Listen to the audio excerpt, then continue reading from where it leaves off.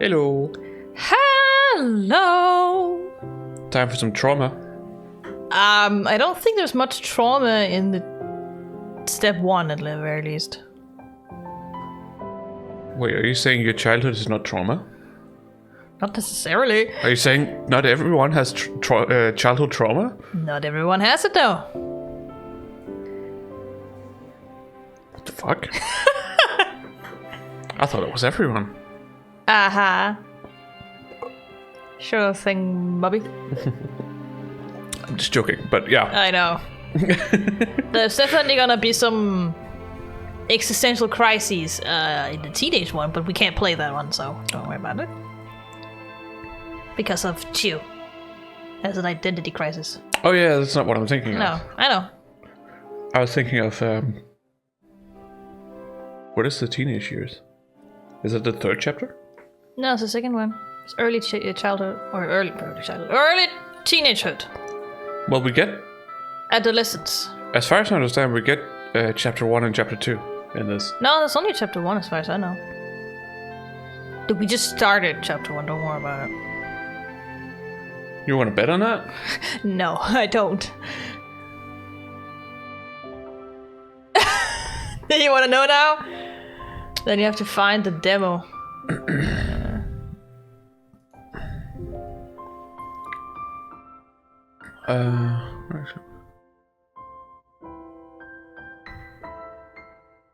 Yeah, it's step 2 introduction scenes are live, so I wouldn't necessarily call that chapter 2 is out.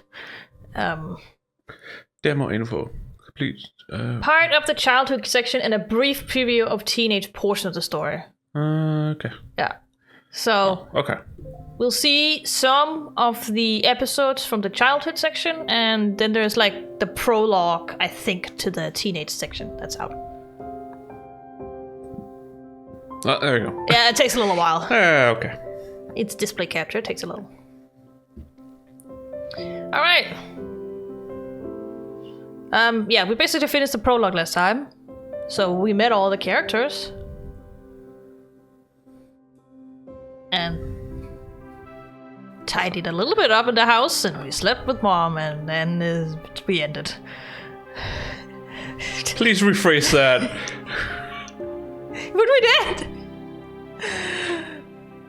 Please rephrase that. How? You rephrase it then.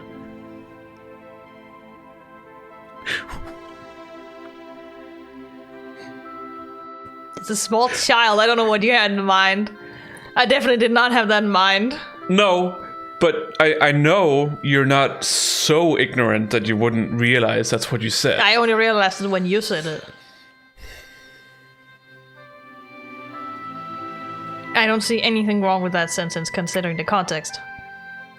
The problem is also just that sentence has just been ruined. Maybe. Generally, because I think that is the proper sentence. The proper way to say it. It is the proper way. But Damien slept with his mom. That is how you say it. I don't like it.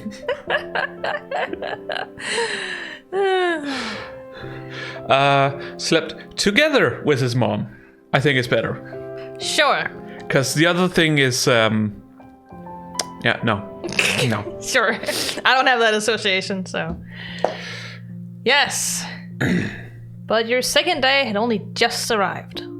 Only one corner of the world outside the window had any sunlight. The rest was all shadows.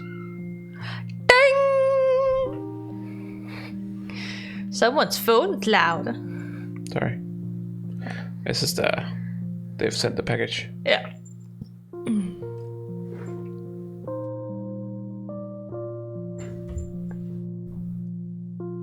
The lights in the house had to be turned on for you to see your own hands. So, you like it that early, or do you not like it that early? Or do you not care? You thought it should be criminal to make people have to be awake this early. But your home phone wasn't working yet, so you couldn't call the police or the music player. Nice! That is just what David would do. Damn it, my phone isn't working yet. How dare they? At least your mom didn't start making you do chores. unpacking wouldn't be started again until a lot later. That's what your ma said when you were brushing your teeth. For now, you both only had what was already out. What's that? We're supposed to go to school? Right? Isn't that what we were supposed to do after sleeping? I think maybe we have one more day and then it's school.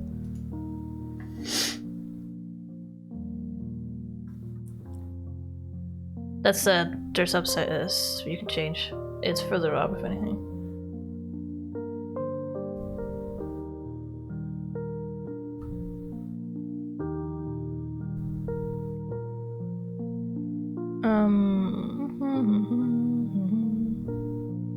No.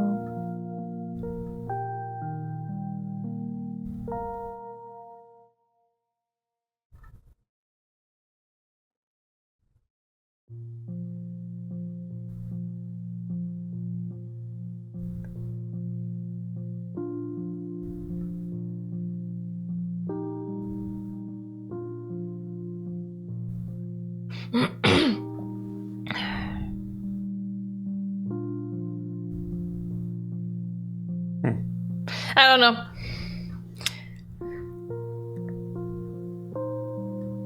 Yes.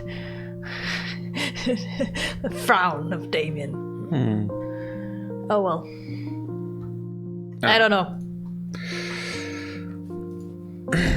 The food around to eat was still the same stuff from yesterday.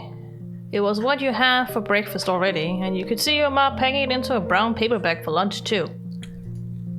That was the last of the preparations you had to do for your school. You were pretty sure. There you go!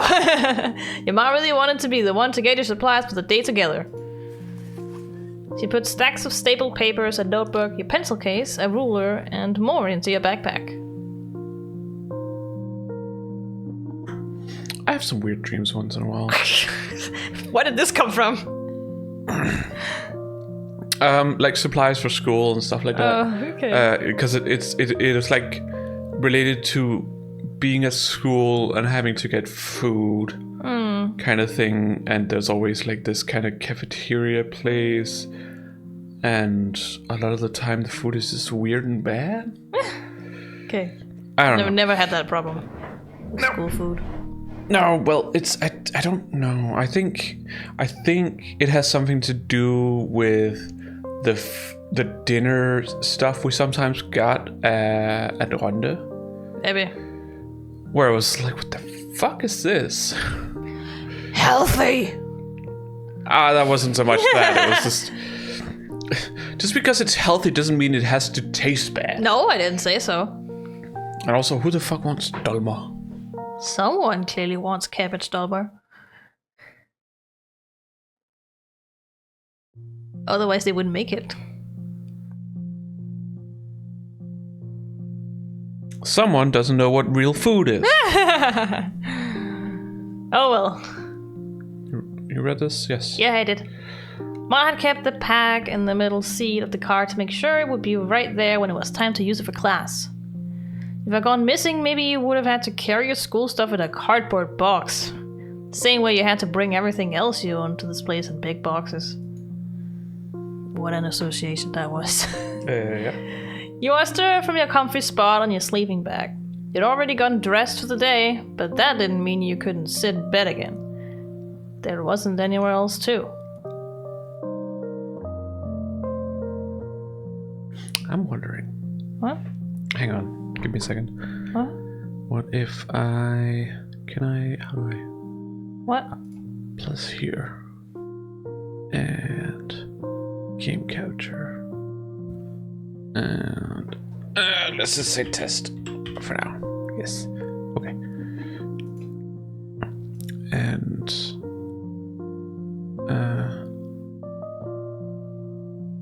capture any? No. Capture specific. This. Oh, you want the Blanco cat on it? Can we? Allow transparency. Okay. Okay. Apparently you want your bongo cat. Can we put it behind the overlay? So we put it down here. Yes. Hello. Stop. Stop! What if I hold down shift? No. Control? Yes. Yes. There it is. Boop. Oh. What? Nothing. It didn't allow me to get that, apparently. No. There we go. Soon you'd be leaving the new old house, and the neighborhood, and all the parts of Golden Grove you've gone to see so far. The next stop in the unknown was North Acres Elementary School. You kind of wondered why your mom was bothering with making you bring so many things. None of the stuff in the backpack will make you prepared for that. But school thoughts were shaking out of your head when a muffled thumping sound filled up the air. Ma slowly lowered her full hands down to the counter, and at the same time, her head and eyebrows went up. Guests? Already at this hour? Let me guess, it's one of the children. Not guests. Ghosts! Ghosts! It's ghosts! Yes. Your mom left your lunch bag incomplete on the tabletop and went to investigate the knocking. What? What? It won't let me get the thing. Stupid thing. Oh. Just don't care about it while we're streaming, please. It's just they're gonna be seeing it. Yeah. And then they can't see the windmill. You have to continue. Alright. What? Didn't we just lose something there? Am I left? No, I read that. Oh, okay. It just looked like something else popped up and then disappeared immediately. No. You test forward to beat your mother opening the door. Out of the way, Mom! They're my guests.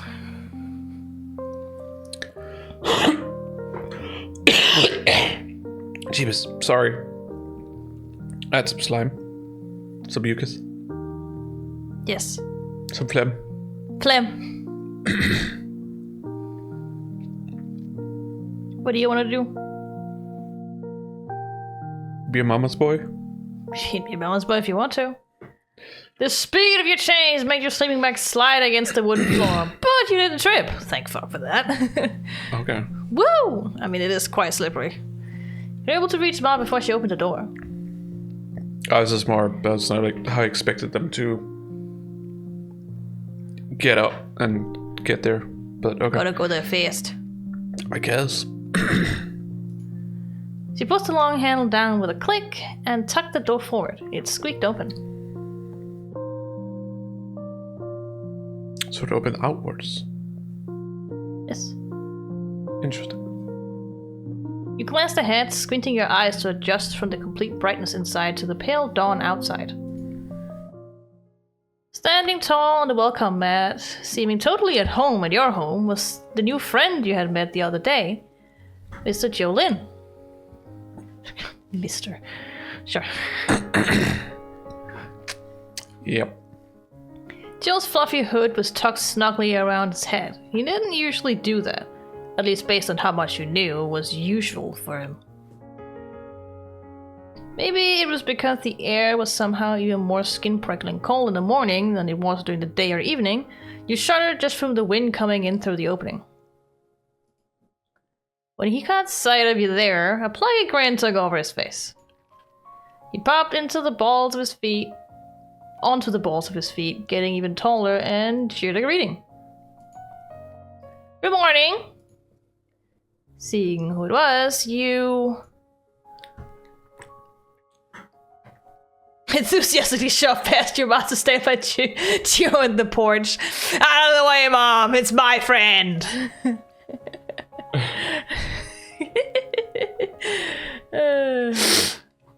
Stood in place wondering if it was too late to go back to the living room. I don't know about you,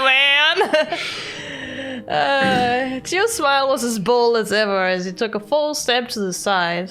So he was directly in front of you instead of Ma. You can't run away. What are you doing here? You quietly waited there for an explanation. The fuck are you doing here, Chiyo? Accusingly. Yeah, or curiously. You hate Chiyo that much? Well, we're just rivals. That's all. But polygamy. Yeah. So we're not rivals. Yes. They're both my partners. You can be rivals. Still. I don't think that's how it works in this game. You gotta be nice to both of them. Do they know how relationships work? The children.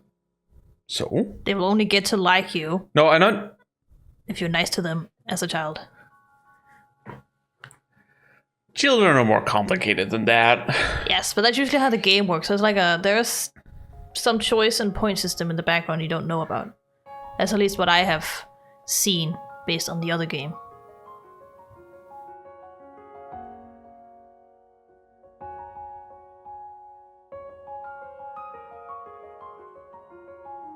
I don't know.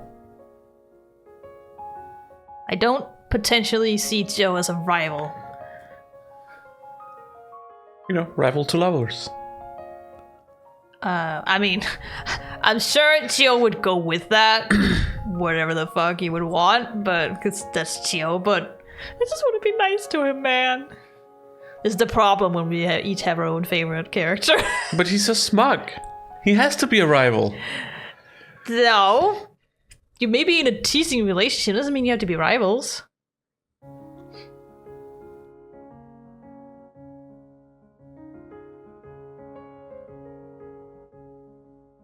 Like, who the fuck would say this? That's just weird. Damien would say that, honestly. He would. I suppose. Actually, yeah. You could also just stand there quietly and wait. Like, just inside, you'd be like, the fuck?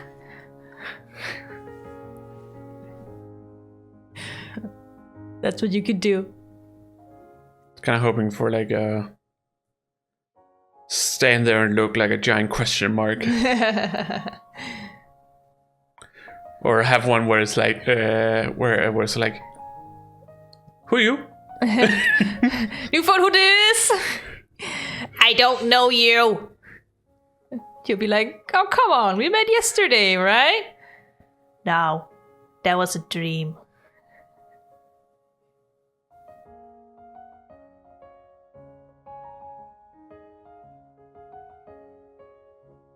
What's up?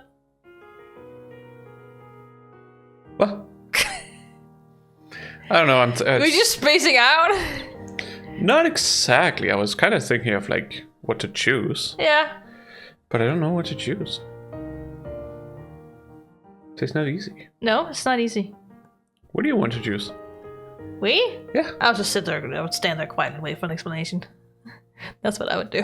Okay. Joe stayed put in the old place he took, but angled his head up and over to give his focus to your mom. I'm Mr. Jerlin. I'm your neighbor and the same age as Sir Damien Desmond. Yeah, call me Sir! The two was met yesterday. I forget what voice I gave to you, honestly. Forget.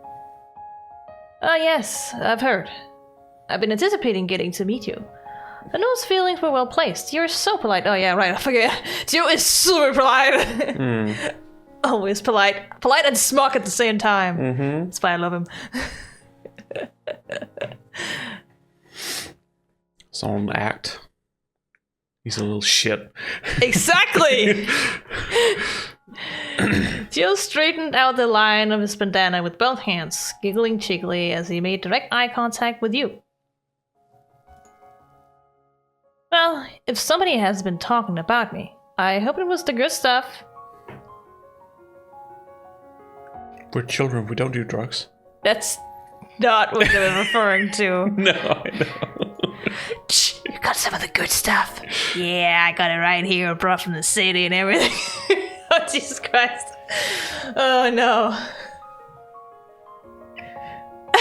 When does this take place? When? Present day, I would assume. This childhood part? Yeah, I think you have to look at it as like just present time for everything. Doesn't seem like it, I would say. Alright, our childhood time then. You know, when you shared a phone. What would be the good stuff? Because as like we don't have a smartphone. We have a landline phone that isn't working yet. Yes, exactly. So I think good stuff is just referring to I hope you said positive things about me. That's all the good stuff. No, I was thinking what would be the good stuff in terms of candy? Ah, yeah, it's the candy. That's compared to what was popular back then. I don't remember.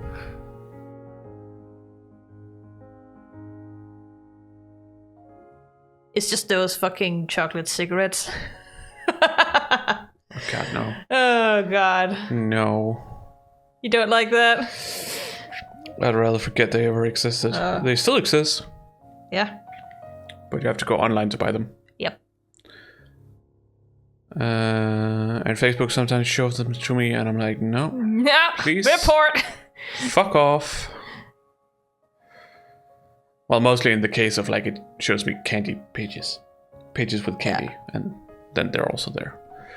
Maybe it's just a mix of different kinds of small candy because they're easy to smuggle.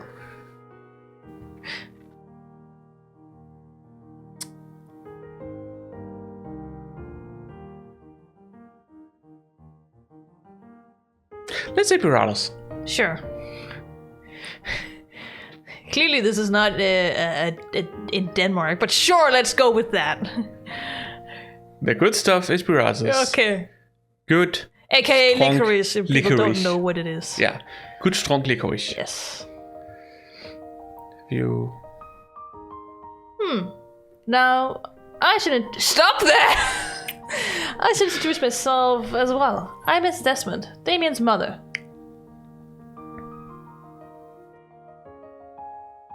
It's nice to meet you.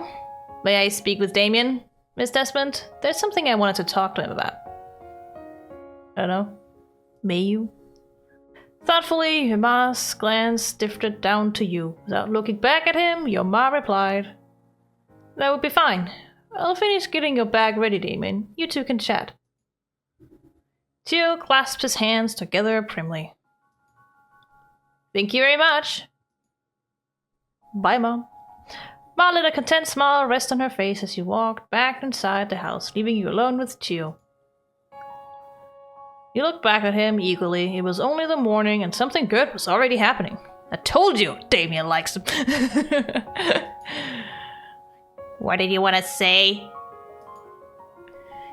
Gio didn't beat around the bush with you. He probably didn't with anyone. Came right out with what he had in mind. Yeah, he might be polite, but he's blunt as fuck too. Wanna march to school together? It's the first day. He squared his shoulders and held out a hand, counting off points on his fingers.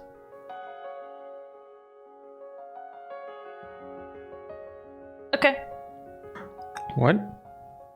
There might be some context to it afterwards. We're going to the same place, in the same grade. There's a good chance we'll even be in the same class. Going together would make everything so easy.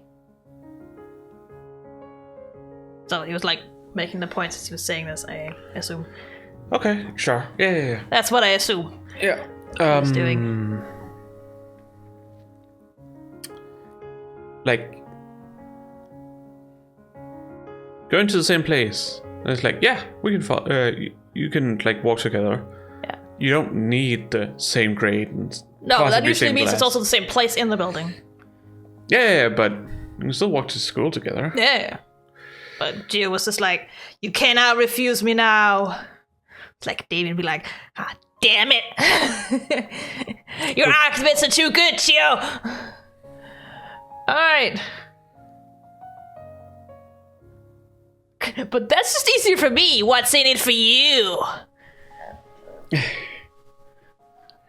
I don't need your help. Yeah. Stare down with wide eyes. What the fuck? You don't have to help me, you know. No. You'd also just be like, yeah.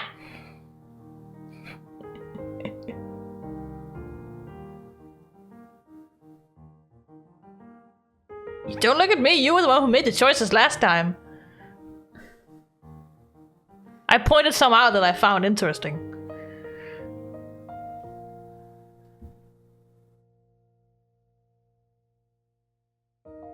I think this would fit with Damien.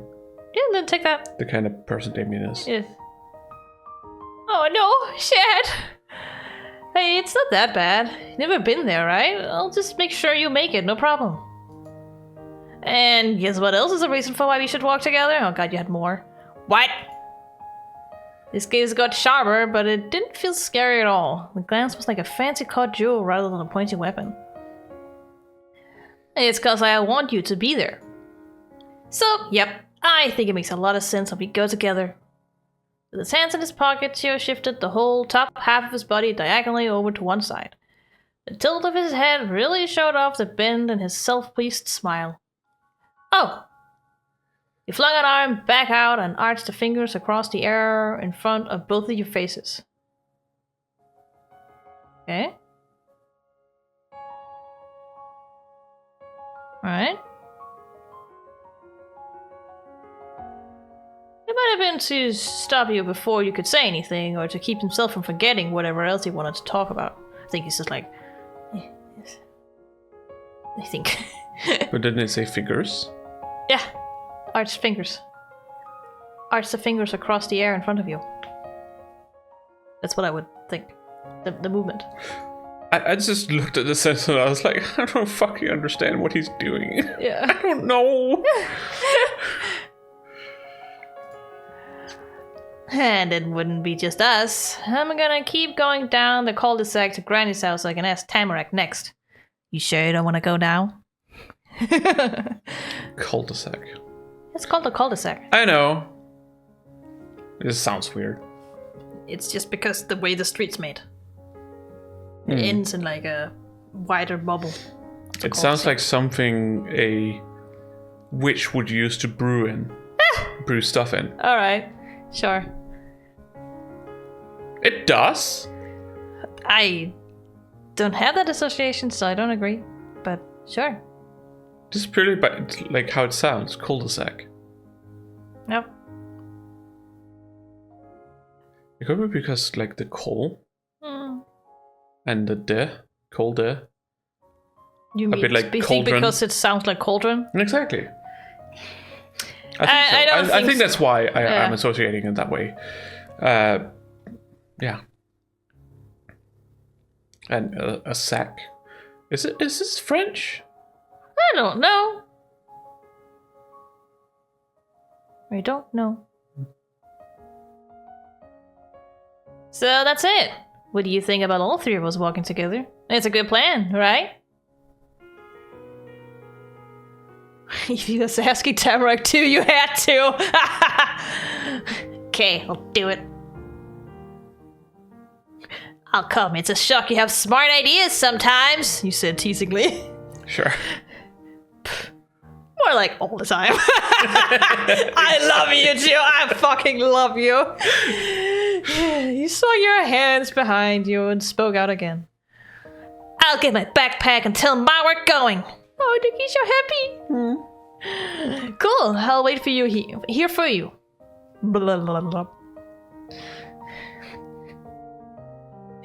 He parted with Joe for a second, but didn't bother closing the door. You know, I was gonna go out again anyways, so who cares? The sound of your feet against the floor was the only noise in the huge house. You couldn't have snuck up on Ma if you tried. Probably not. Each step you took brought you closer, and it made the smile on her face grow larger. But she didn't get distracted from her job. Her gaze stayed stuck to the counter. Ma placed one more paper into your backpack and snapped the plastic clasp on the top flap closed. With that secured, she promptly picked the back up by the loop handle. She lowered herself down to your height by bending her knees low. Then she offered the backpack over to you. I'm not small. I'm a big boy! Exactly. Even though we made him canonically small. Yeah. Exactly. You don't talk about my smallness, peasant! We're definitely a bit tsundere Yeah. Damien, like in fucking Spy Family, is also very tsundere. Yeah. Exceptional timing, dear. Here, you're set to go. It was nice and light when you took the pack from her. That wouldn't last. Soon you'd have actual school books to bring around with you. Damn it. Yeah, and at this time, there's a lot of fuck ton of books. Yeah. Today, I think mostly you just have a computer. I didn't. At least, I'm talking about today. Yeah. I attended the college like 4 or 5 years ago. Still I'm had not talking books. about college. I'm talking about normal school. That's like technically also normal school. What age were we? I assume like 8, 9-ish. Yeah. So that grade. Okay, maybe I don't know. Because Sure, most children have computers, but I still think they have books as well. you think? Yeah. You don't think it's cheaper for them to just have a license?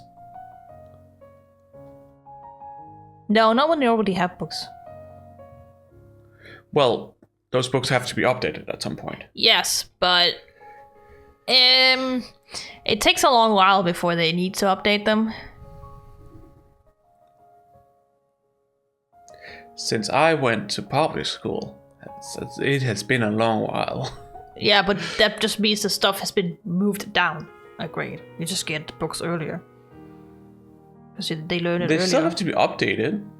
Well, not everything has to be updated. Things change over time. Yeah, but stuff like, religion and history don't really change that much, for example. Math doesn't really change that much. Religion has changed a lot. Yeah, but honestly. not the history of the religion, and the morals of the religion haven't really changed much in 10 years. No, it was more the fact like what you are taught in religion class compared to what you, because when I had it was called Christianity. Yes. And then we had a teensy bit about other religions, and that was it. Yeah, but we at least had books pertaining to each religion. They were not big, but they were there. We had a singular page. Wow. Yep. So, and we also got handed like articles, papers that they found on the internet to, add or supply to the book. So we had, because it was cheaper for them. Yeah, but we didn't. No. We didn't get that kind of stuff. No. But that's what we did. Yeah. So that's why I'm saying I think they're still using books many places. But it is also up to the school and commune how to figure that out. Because the school gets a budget and they have to figure out if they can afford the said license. Because you need to renew the said license almost every year. Because they get linked to a student. So. I mean, okay. I don't exactly know how those licenses work. Licensees. Licenses. I'm not exactly sure how they work, so I can't really say. No, like in 8th grade and 9th grade, when I had society class, don't know what else to call it. We had an iBook, which is basically an interactive book. Sociology? I mean, it is sociology, but it's more than that. Okay. Sociology is one part of it. Do you know what I mean? Yeah. We had an iBook, which is an interactive book, which is usually what you use for students. Those get like linked to our uni login. Yeah. So that means they have to buy a license every year because it runs out every year. For example. It's not just buy one license and that's it. You buy a license for a year. So it's not necessarily cheaper until you have to change. Then it might be cheaper. It might just be cheaper for them to use the books as long as they can. Yeah. And supply with printouts. Is it the same for like HTX and HF?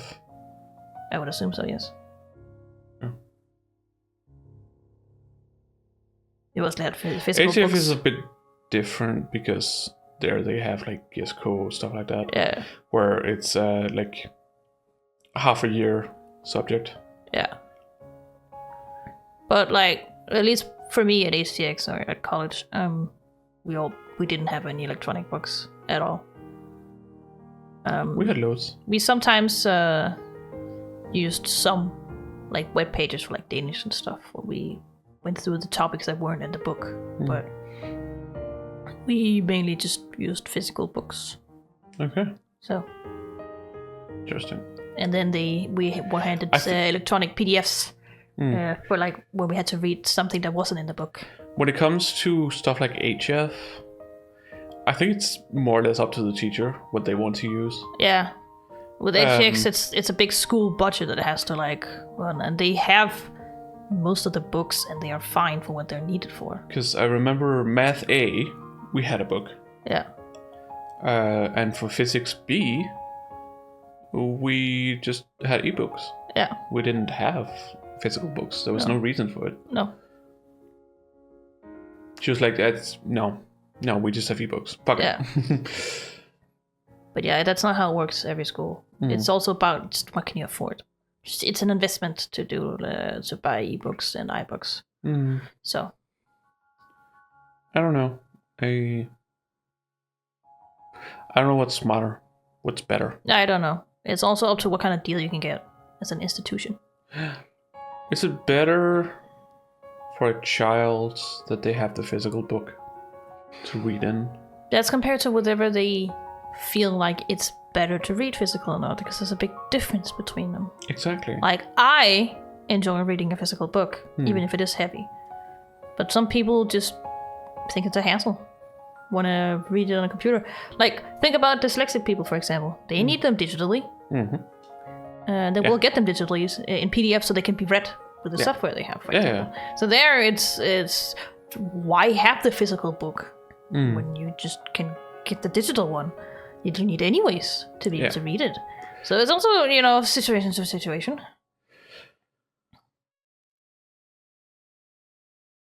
I don't necessarily have a problem with either. The nice things about digital books is that you can if I feel like the text is too small, I can adjust it. You can also search in it. Yeah. If it's a proper PDF. Yeah. Which usually the proper license is. The way ours work is like, it's kind of like you have like on the side. Yeah, you have like subsections. What you had was basically an iBook. Yeah.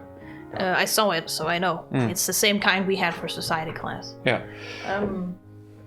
Which is linked to a student. Does Unilook still exist? Yeah. Okay. Such an old system. Yes. But it does still exist. They just, updated security-wise. Yeah. My sister at least still used it up until she was done. Yeah. Now she's gonna start HF, so I assume she's gonna get it back. She's still gonna use the same one. Yeah, usually this follows you your entire life. It does. So. Trust me, I know. It fucking sucks. Because that one is based on your name. Oh, mine wasn't at all. Mine was. Mine wasn't at all. My login was based on my name. Okay, mine was definitely not. Ours was just random 3 letters, random 2 numbers, random 2 letters. That's it. And we made our own password. Ours was based on name, date of birth, and stuff like that. And I will forever have to live with that. Yeah. I can't change it. Well, you at least don't need it anymore. Maybe only for physics. Yeah. And Danish. But after that, done. Yeah, I know, but I haven't looked back since. I don't even remember it anymore.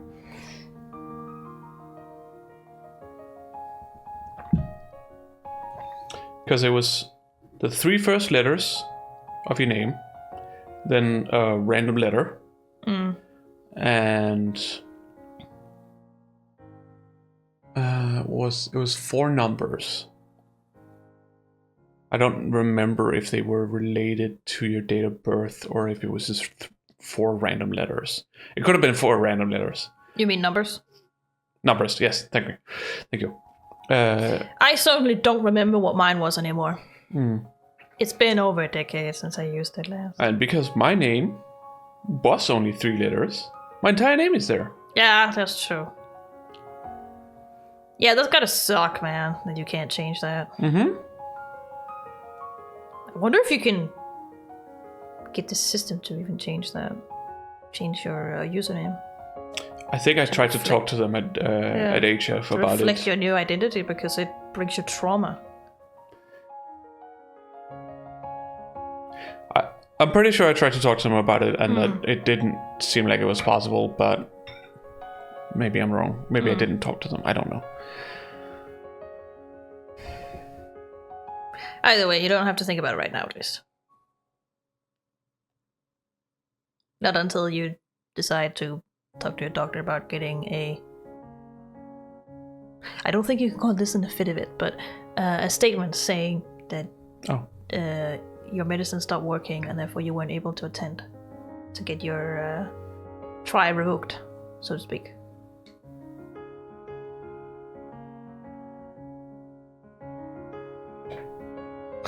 What, did you find something on my foot?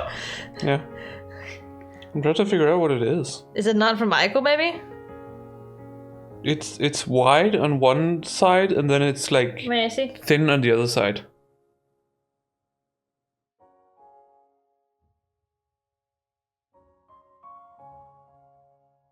That's just Aiko's hair, I'm pretty sure. No, it's not.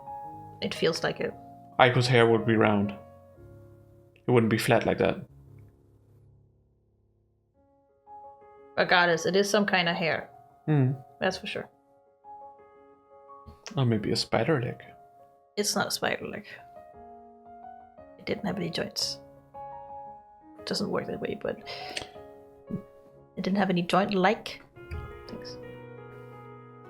Could it be from a feather? No. No? It's clearly a hair.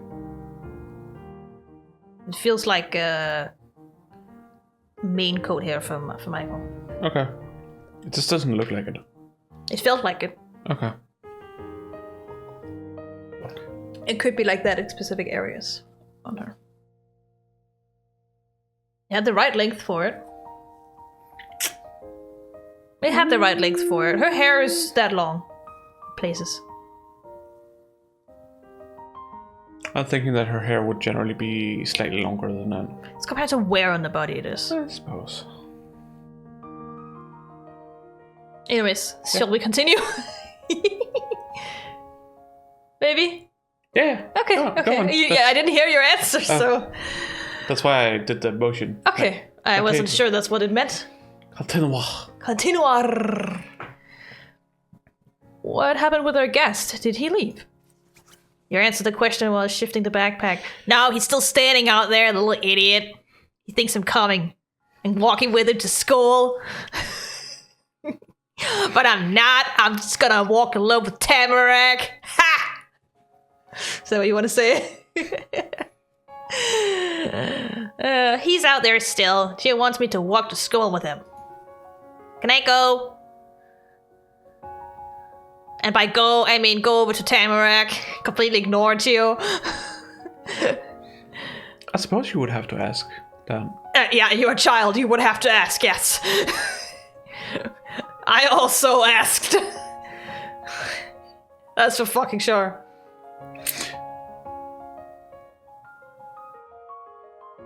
I don't think I did. We just, because we all went to the same school. So we just... But it's more like...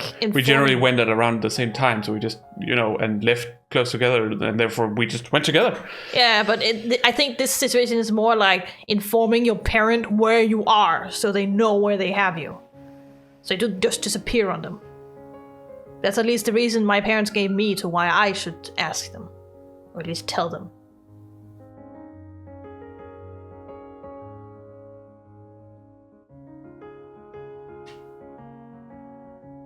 What do I know? You shifted your focus to the entryway. The bag swung back and forth behind you as you twisted your body around the other way. Woo! Stupid. Is it itchy? Yeah, it gets itchy because, Yeah, I get it. I get it mostly down here because it's just metal tightly around. He came over to ask you that. Talk about convenient. The young Mr. Lin must know the way far better than I do. Probably, since Why are you slightly squinting? I I don't know if it's like slightly smug or what it is. You certainly can walk together. That was exactly what you thought she'd say. You could count on her to understand. As she smiled, her face lifted up softly, like the early morning sunshine outside. Ma pinched the tip of your chin between her thumb and her pointy finger. Stop that, Mom! I'm not a small child! Enjoy your first day. There's only one of them per year. I think she's just drawn that way. No, it's not there this time. I'm still seeing it. Maybe I'm... The other one was clearly different. Okay. It was like one eye was... one eye was as her eyes are now, and then the other one was slightly more open. So I think she just had one eye more open, probably in case of like, raised eyebrow. Maybe. You'll usually... I didn't really look at the eyebrows. No. So...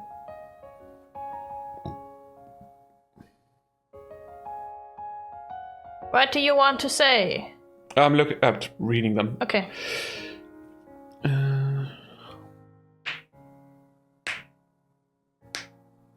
It's basically just asking you, are you excited about school? Are you not excited about school? Or do you not want people to know you're not excited about school?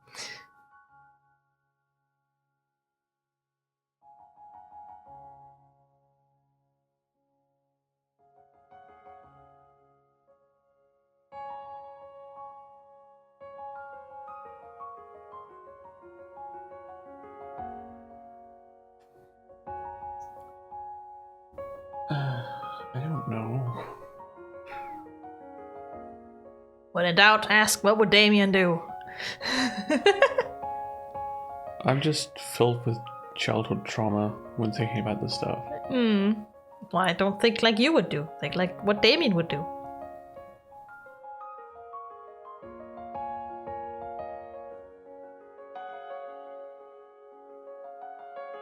If I could think of something else, then my childhood trauma, yes.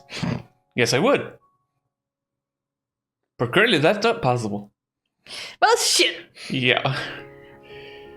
Well, I would choose the first option then. Let's just choose that one. Anything could happen for all you knew. It might be good. Who knows? She let you go in order to place her hands on her thighs, needing to balance herself as she stiffly straightened up her full height. Mom's getting fucking old! That's what I imagined. Your mom folded her arms proudly, watching you leave for the day. You were going ahead without her. Yes, I'm a big boy. I can go by myself!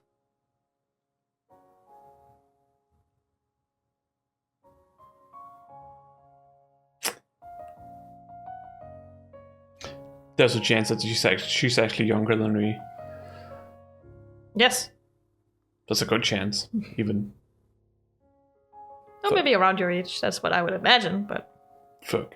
Considering she has a child that's almost 10 years old. Yeah, she would have to be around your age at the very least. Yeah, but she could still be like a few years younger. Yeah. She could be a couple years younger. She could be my age. Mm-hmm. Who knows? Through the open door, you could see Joe waiting patiently on your porch. Still, he turned his back to the house instead, looking around the neighborhood. He came to his side, and that caught his attention. But his gaze didn't go to yours. It went right to the backpack you had on. Joe grinned hopefully. I told Ma, it's okay. He smacked his hands together enthusiastically. Alright, time to go. You know, Damien, it's been forever since I've gone to walk to school with a friend. What's up? My bowels are not happy. Oh no! Not your bowels! I think I might need to go to the toilet. Yeah. You perked your ears, going super alert. I was just hoping I could get to a good point to take a break. He said you were friends! Oh my god! No! We're frenemies. You thought you were, but it was totally different to have him talk about it just like that.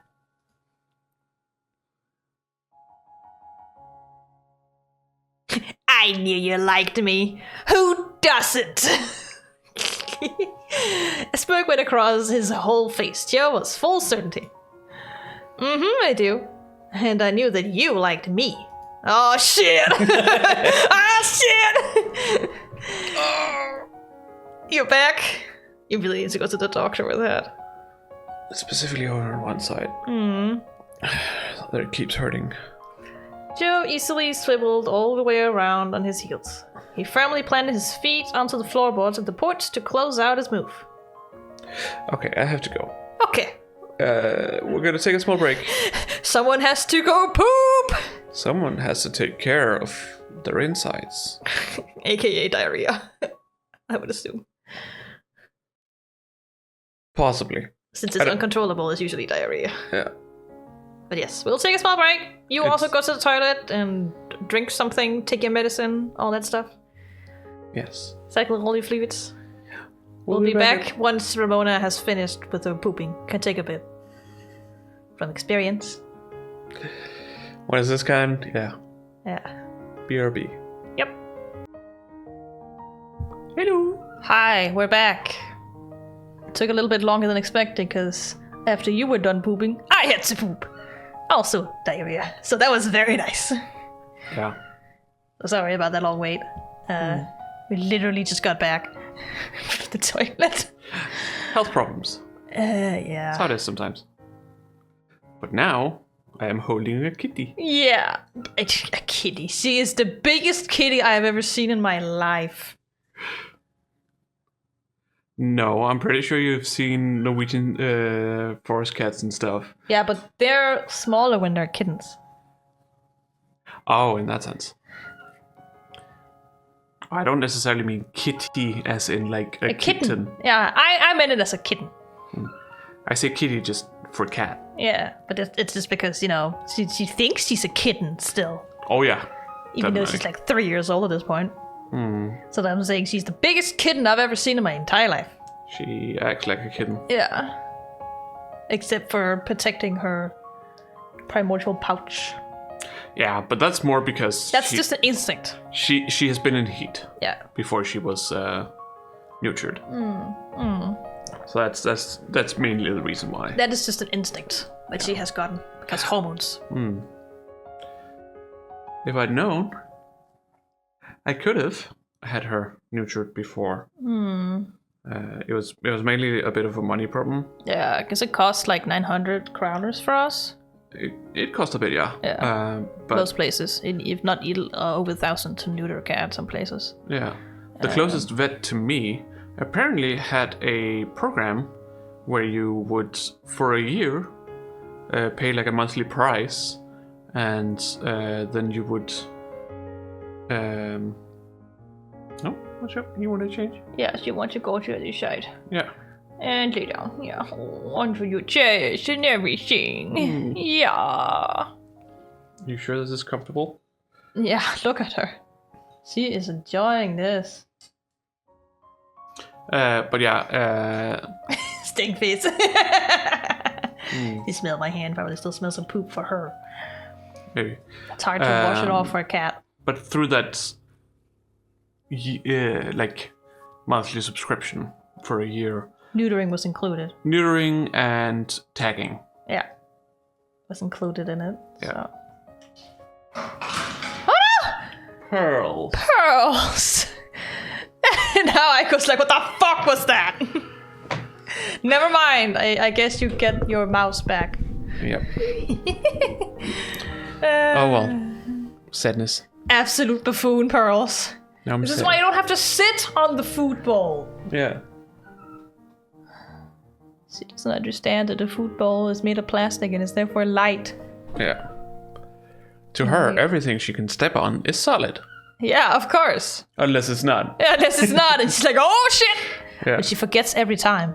That's what I'm talking about with association. She doesn't realize that it's a problem. What's up? Just wanted to. Yeah. Oh well, back to the game! Yes. I already read that line. Then he confidently strode forward and leapt over the little steps to get onto the ground. Joe had places to be, and nothing was going to stand in his way. Alright then. Sure. Happily, you went along with him down the stone path, past the fence and onto the neighborhood sidewalk. It took less than a minute to go around the bendy curve of your neighborhood that led to the least pointy, least colorful home in the street. Jesus Christ. Damien. Tamarack's house. Also her Omi and Opa's house. Jill and you wandered right into the uncharted territory of their porch. Oh. You hit the mic! Sorry.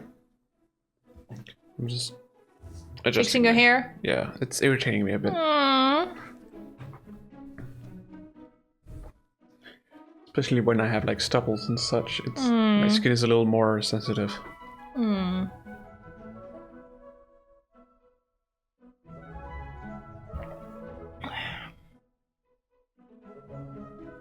What do you want to do?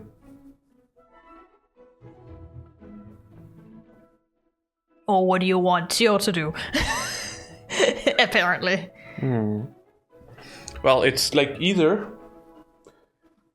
Chio's gonna do something. Oh, you do something, basically. Or we interject. Yeah. And do something before Chio could. Yeah. Does that door look weird? I don't know. I think this is because it has a huge glass panel on it. Maybe. Probably. I think that's why.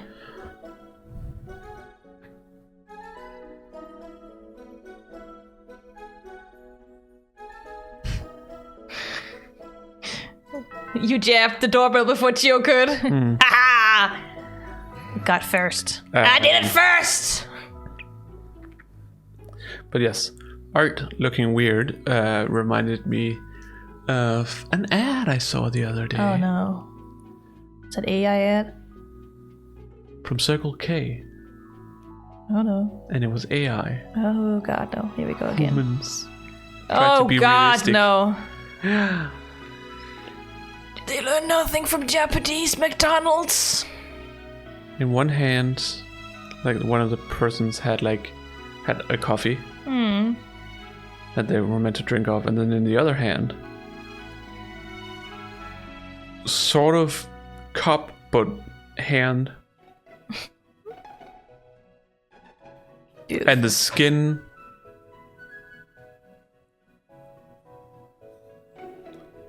Yeah, everything about that was weird. Yeah. It was creepy as fuck. It was a singular comment. It was like talking about how creepy it was. Yeah. It's that uncanny valley. Yeah. And I was like, oh, bad AI. Yeah. Oh, Spadoodler, someone used bad AI again. I didn't get to read that. Oh, you didn't? No. I thought you did. No. This one. Yes, it made a ding-a-ling sound until you took your hand off. Hugh brought his arms to his side, shook his head to readjust the way his hair fell around his shoulders, and positioned himself squarely in the center of the entry. I am the main character of this story. Damien, you can stand to my right side. Damien would be like, no, I am the main story! If it was me, I would press the doorbell until they open the door. Oh well, that's not a choice. No. The old door began to jiggle in its frame like it was shivering cold from being outside this early too. But someone was fiddling with the doorknob on the other side. And then the door swung wide open with a clattering yank and a gust of flowery perfumed air coming out from deep inside the house.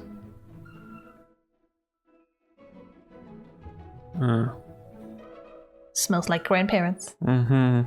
Still clasping the handle and leaning her head against the wood, Tamarack was there to greet you. She had her back and scarf on for the day already. I look at her smile. Hello! Good morning, Tamarack. Her eyes popped open. She hadn't looked to see who was at her door before saying hello, but she could tell who it was from that swancer. Tamarack's tone of voice lightened even more. Jill and Damien? You're both here. Hi! You didn't think you could make it to school on your own, so we came to walk you. Nice. Yeah. Do you follow the invitation with a nod? Just playing with it. We're all going that way. It'd be cool to walk as a group. She blinked rapidly many times, and all in a row. In the soft pink light, her eyelashes looked almost like shimmering dragonfly wings. Someone's got a fucking crush on her already, holy moly. Oh, wow, okay. I wanna come. She twisted almost the whole way around, turning her back to you. You could just barely glimpse the darkened hall beyond her. Tamarack then leaned over, bending her knees, and powerfully shouted into the depths of the grey house. I'm going to school now. Like, that's the kind of thing I would expect. Yeah. That's what I'm used to, is like, oh, well, I'm going to school, so I'm going to school. Yeah, this is whether because I'm you're following walking with someone. Otherwise, you would have to follow with your mom. Yeah, okay, yeah, sure. Yeah. Sure, yeah, because we don't know where it is. Yeah. But, yeah. So I would say it's a little bit different. Her loud, high-pitched call echoed through the hallway.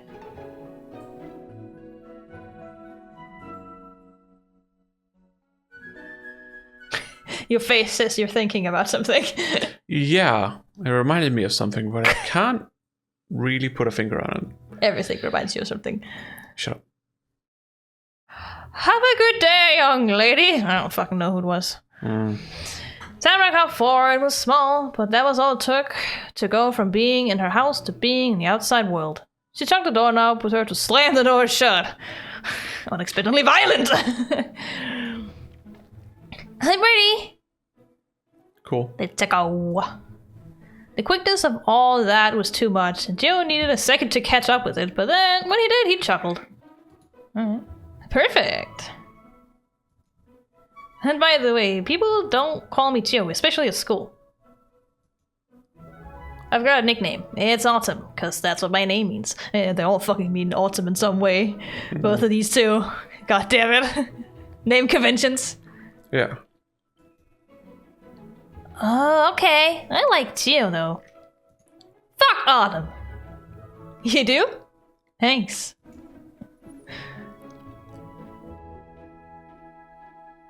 So do you want to use his nickname sometimes, or do you want to, like, just use his actual name?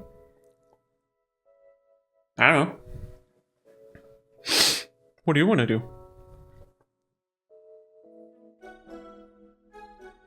I would probably just use his name, honestly. He seemed happy about that. So. Okay. Jill lazily settled his hands on his hips, and his eyes moved way off to the side, even though there was nothing special to see that way. Guess we actually gotta go to class. Yeah. Look at us, devious grin. She pumped her fists and down in the air in a pattern that matched the pace of her years.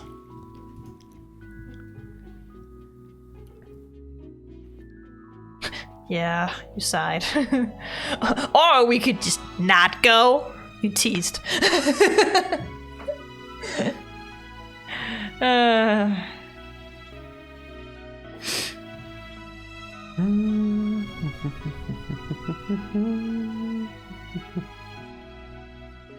You sound really excited, Joe. He joked. All clustered together, you, Joe, and Tamarack tramped off the white wooden porch. The full set of cul-de-sac kids hit the road again.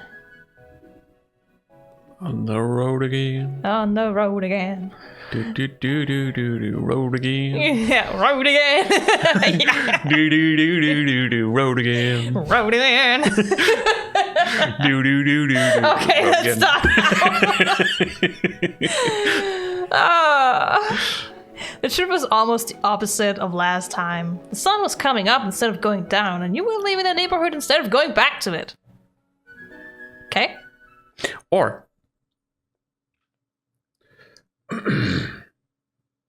country road, take me home to the place I belong, West Virginia, Mouse Mother.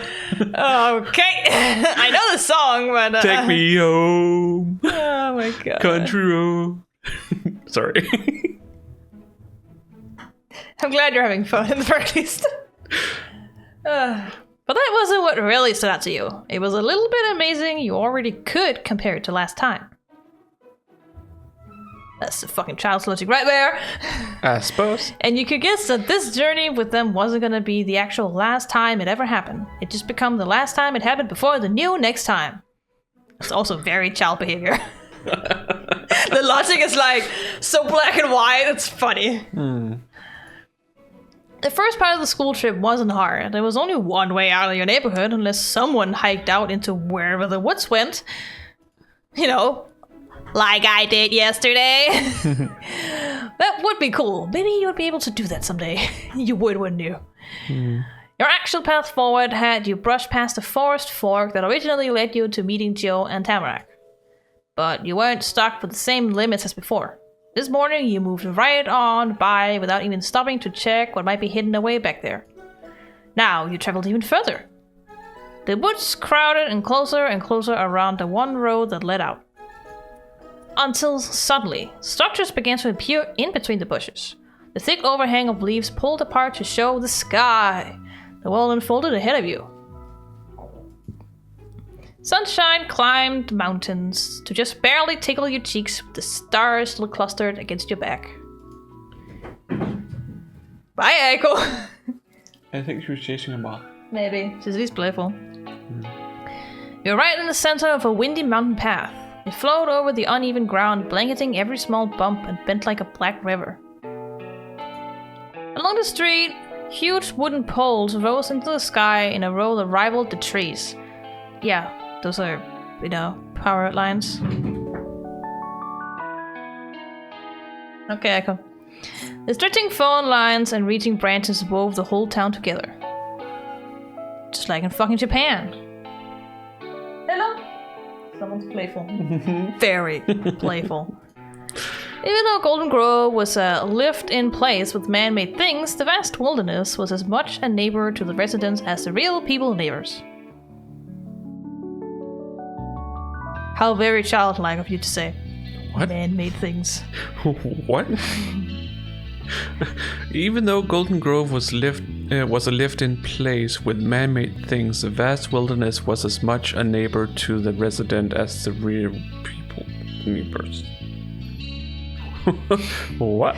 That's just a very child thing to think. Okay, I guess. Tamarack tramped over the grass, swooshing her arms in full length. Full-length swings. Full-length swings in front of her. For some reason, I wanted that to be a verb, and it didn't make sense. She didn't get anywhere near the tarmac.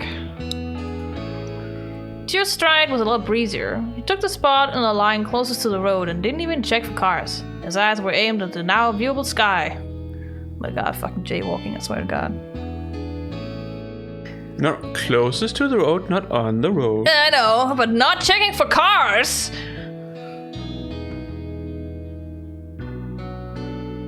Do you know why jaywalking is a thing? Yes. Okay. I was making a joke.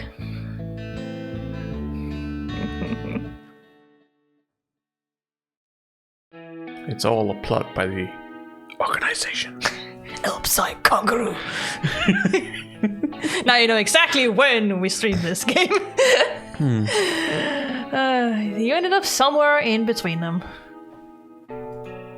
If Tamarack was a swoosh and Joe was a breeze, you were a whirlwind. Okay. So you're all over the place? Yeah. You rushed about, twisting the angle of your head and taking in every new thing that surrounded you. Okay. So yes, you are all over the place. It was a good analogy. All that arrow went out the window when Joe started moving his hands around even more than Tamarack. He frantically stuck his fingers in and out of each one of his pockets, while poking his tongue out of the corner of his mouth. You and Tamarack just watched as he tucked his jacket and pants while walking. The two of you probably shared the same exact thought. He was looking for his notebook, or paper, or something. Aha! And it was paper, but it wasn't his special 10 pages. The thing Joe grabbed was a thick folded packet of white printer paper that was covered all over in tiny ink words. You could instantly tell what it was. That many papers stapled together with that many little words on them only ever came from one place. School. Gio held it close to his face. Gio held it close to his face. He had his nose completely in what was on basically a book, but for some reason he started to talk to you and Tamarack. Which room did you get? For a second, Gio peeked over the pages to look at the both of you. Who's your teacher? Tamarack thought hard, but she didn't find an answer in her head. She squished her hand under the flap of her bag without unbuckling it. She had to find her own papers. I remember. Ma told me, but I forgot! Oh.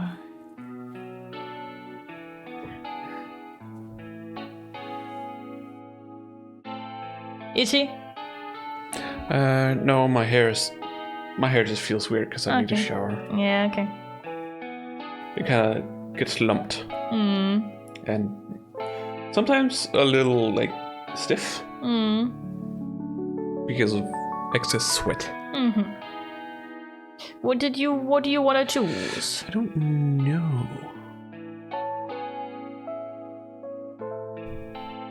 My ma told me. I remember, my ma told me.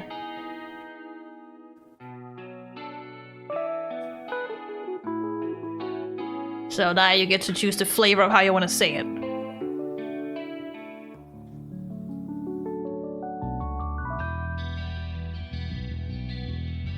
Stupid moth, get out of the way! Ha! I'm in room 24 with Mrs. Murray. So he used his thumbs to bend the papers down. He stopped hiding his face, and you could see he was smiling.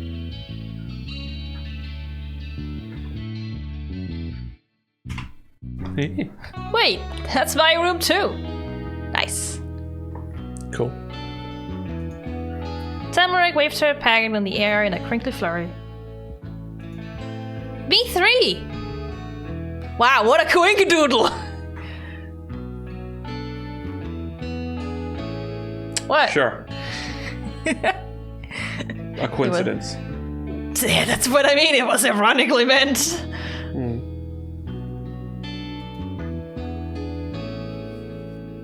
We're gonna be stuck together forever! Ah, ah, ah, ah.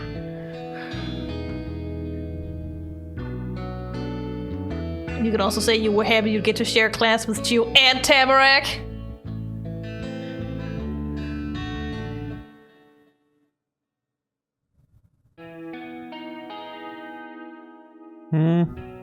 What do you want to choose? I don't know. Oh no! What if you had to choose between the two I said? Do you want to be joking, or do you just want to, feel things?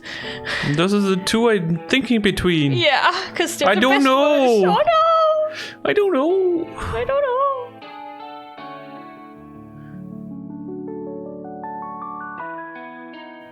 know. Should I allow him to just be happy? Damien, yes. Allow Damien to be happy, for God's sake. Why wouldn't you allow him to be happy?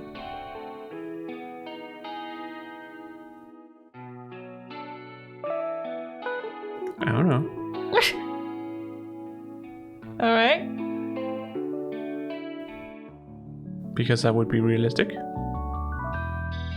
Lots of children are, happy in their childhood. Most children, at least. I would argue. Well, good for you. I didn't say I had. No. I had gaslighting. I don't know. I'm just saying, it is the norm to be happy as a child, and why wouldn't you want the child to be happy? Exactly because you didn't have a happy childhood, right? Yama had given you the papers. Chio probably got his from his mom and dad, and Tamarack from her Omiya and Oppa. Despite being kind of different, the papers were all the same. The smirk settled in its regular spot on Gio's face. Of course it did. All according to plan, if you somehow could have planned it. He would pretend it was his plan, right?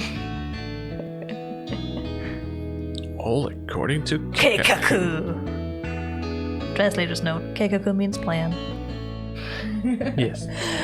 The meme will never die. No. We're roommates. We're roommates! Oh my god, we're roommates. Yeah, all three of them. Exactly. He didn't need the packet for anything else, so he stuffed it into his pant pocket with a shrug of one shoulder. The fuck? What? It's like a pain from here radiating out to my hand. Oh no! Weird. Okay. There's only 3 5th grade classes we could have been in. You having 3 means it's a fairly big school, Joe. You had 3? We had 1.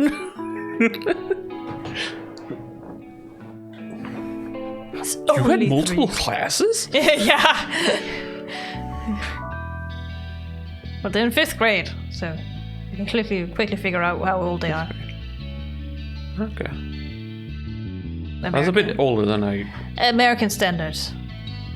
They don't have 7th grade, remember that? Or 0th grade. It's have first.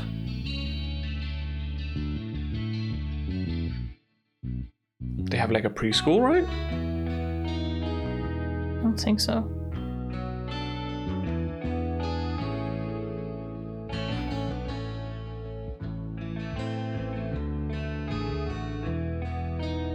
I don't think so, at least. Oh. I feel weak now.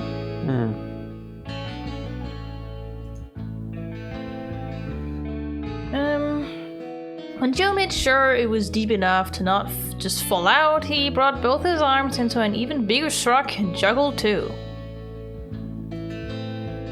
But Mrs. Murray, I almost made it without her being my teacher. It was close. Tamarack peered into his face with wide eyes, leaning over so much that you almost walked into her. Look at that face, she's like, what the fuck? She didn't have to say what her question was with words. Jill got it. Don't worry, she's nice. She's the best teacher for you two. Because your airheads are dum-dums. Jill made a very serious and reassuring okay sign with his fingers, but in an instant it snapped into a pointing gesture. And you're probably gonna be shocked, but Mrs. Murray isn't just a teacher. She's a mom. She has kids that are just her kids, not students. That is such a child logic. She's not just a teacher, she also has children that are not her students. Wow! That's just child logic for you.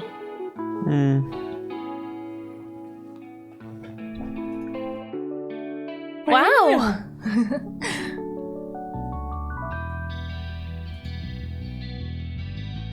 That's weird. I think you're weird, Joe. I'd never want a teacher as my parent.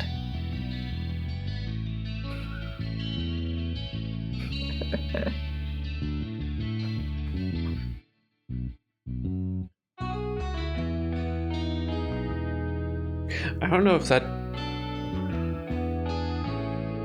happens often in America. Where you teach your children.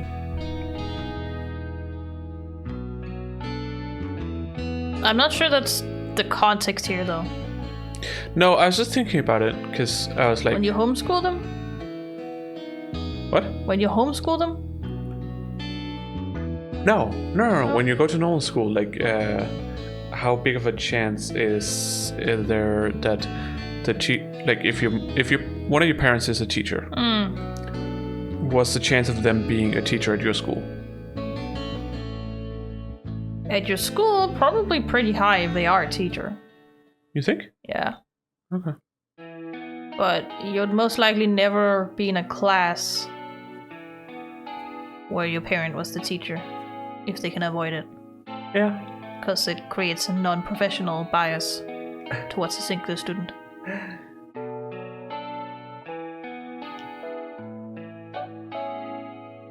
But hey, then you don't have to go through the whole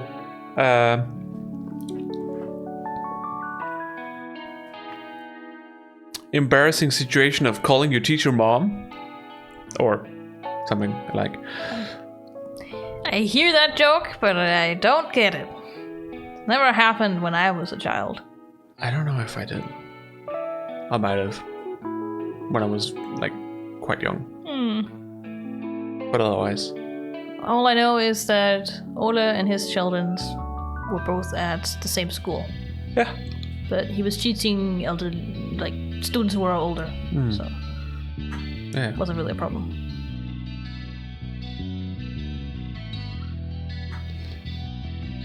I don't know what to say.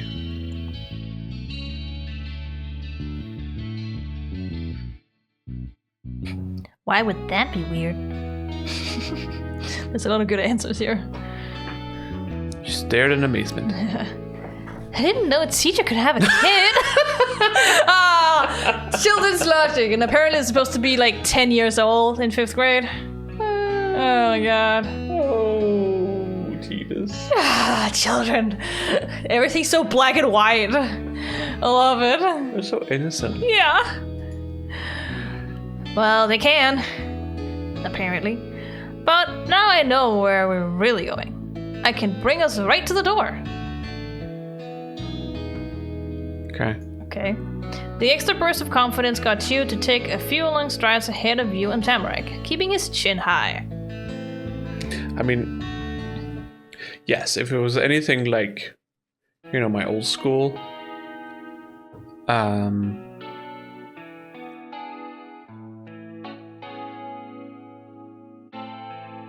no, generally all the public schools I've been to, they didn't have like any kind of markings for the different classes, as in like this classroom belongs to this class, or this classroom is called this, that kind of thing. So you kind of just had to know where you needed to go. It wasn't necessarily the case for me, but I also attended a bigger school halfway through. No, but even when I went to the bigger school, it was still like sure we were. But how big was that school?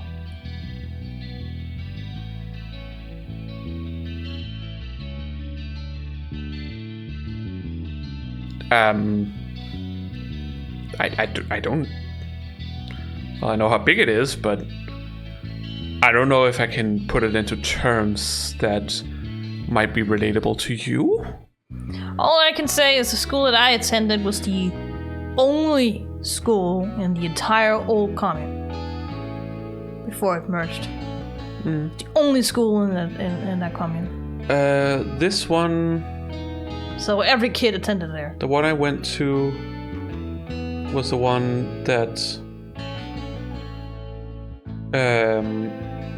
had that at 7th grade or after 7th grade got all of the students from all of the other schools around in the same municipality before the municipality merged. So, but this was the only school in that municipality before they merged. So every kid attended there. We generally had 3 classes for every year, except for 10th grade. 10th grade was only 2. Sounds weird. Why would you only have one school? They just built it centrally. Also because most of the other towns were technically more like vacational places with tourists. But there were school buses.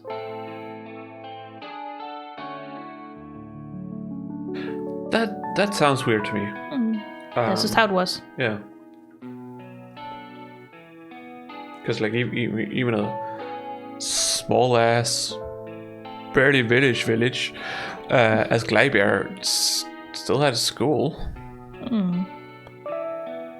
There weren't really that many towns or villages in the commune to begin with, so municipality to begin with.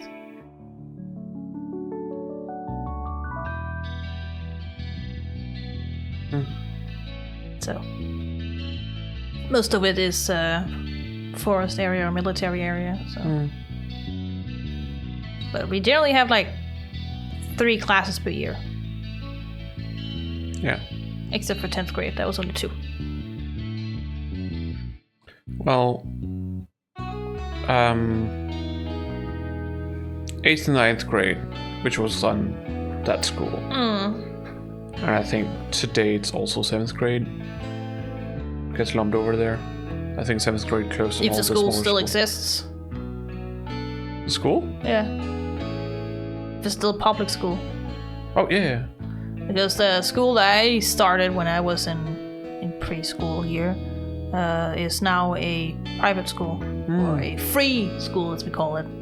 You know, like, because it's different from a normal private school. It's still a public school because they had a free school in the same town.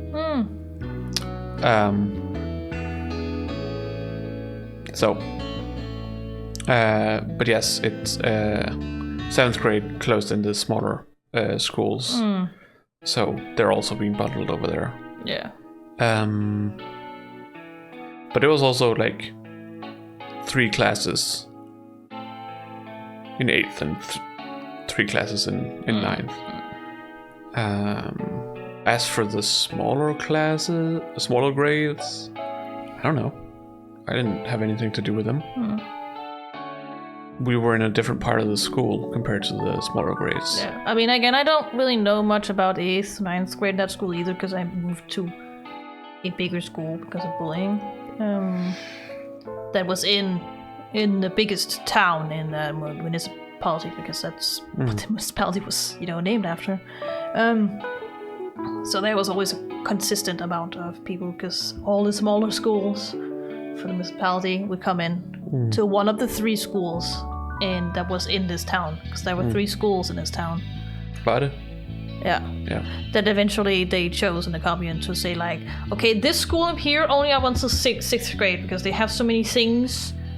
They focus so much on smaller children that they were like only up to 6th grade, and then the 2 others could take the rest. Because a lot of people go to,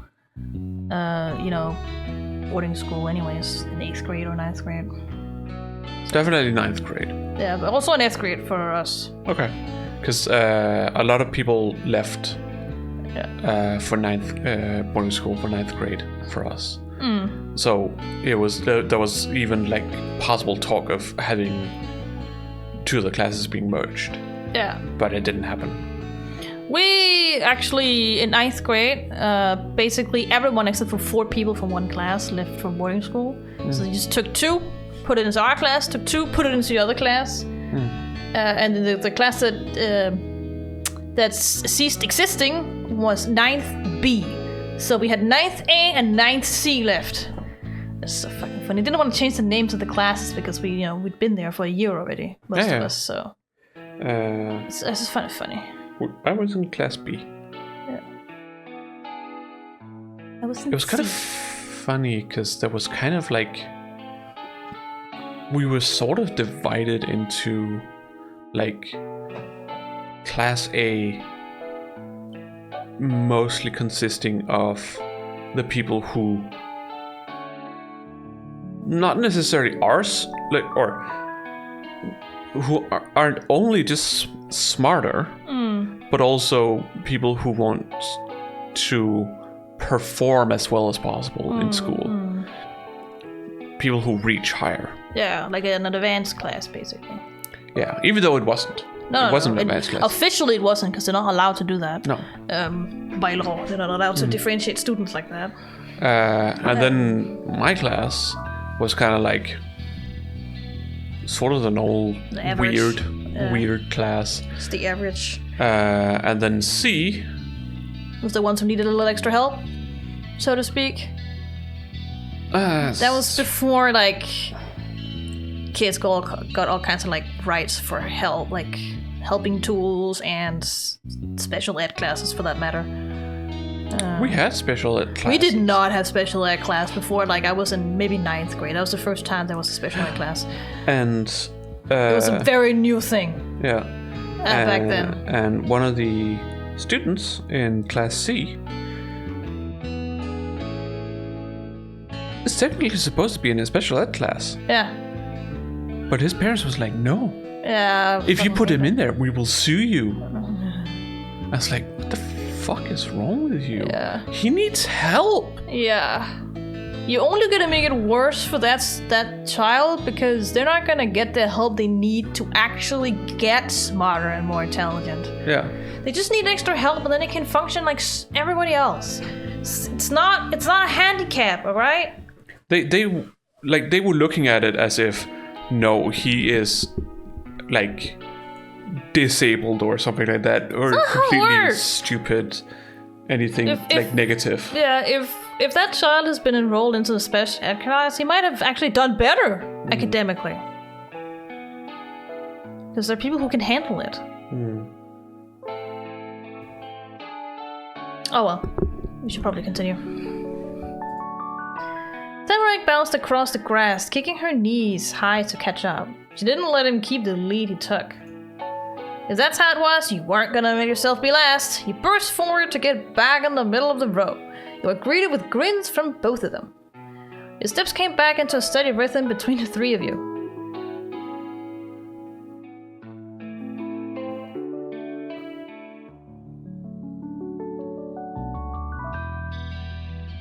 Interesting.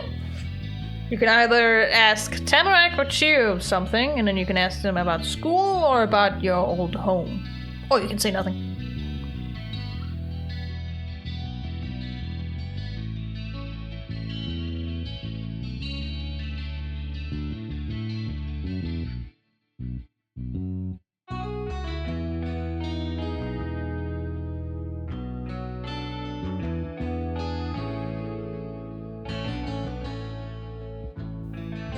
Tamarack chuckled eagerly, gaining an extra skip in her step. They talk about that when they have coffee together. They said there was one person who lived in there way before you came, but they left and the house had nobody in it. You surprised them. Umi and Appa thought no one was ever gonna move in again. Huh. Whoops. Wrong button! You pressed on this on the save button or what? No. I right-clicked. Yeah, that's what I meant. That's what the right button does. Alright. Not the wrong button. Yeah, not the wrong one. The right button. Right, Mr. Right? With one eyebrow raised, Chiyoko tapped his fingers against one cheek. I'm not sure if I met that person. It would have been when I was really little and I just don't remember. He slowed down again. It wasn't as fun when she didn't know the answer. Maybe. Oh. That was interesting. You'd learned something new. You just said, ow. The longer the walk went on, the more Tamarack's gaze was pulled to the forest edge along the road instead of what was right in front of her. The steps drifted unevenly. But you weren't the only one who noticed her focus. Hey, so it's kind of funny how you like the woods that much. It's the only nice place I've seen here so far. She said it in the plainest way possible, and the words still made Chiyoko grasp hard enough to cough. Have you been places other than the forest? Yeah, lots. You're not good. I can't believe it.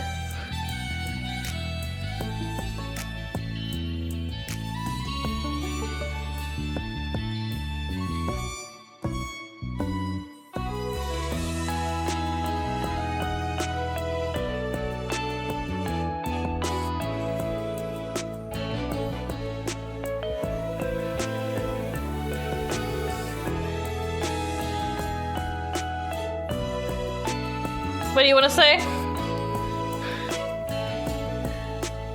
I don't get it either.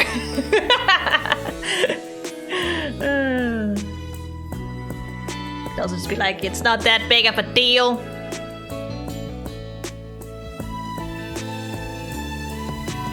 Seems like a big deal to Tamarack. Looking at her facial expressions. I think this is more aimed at the... It's not a big deal what places you like and what places you don't like. Kind of thing. That's what I think this choice is meaning.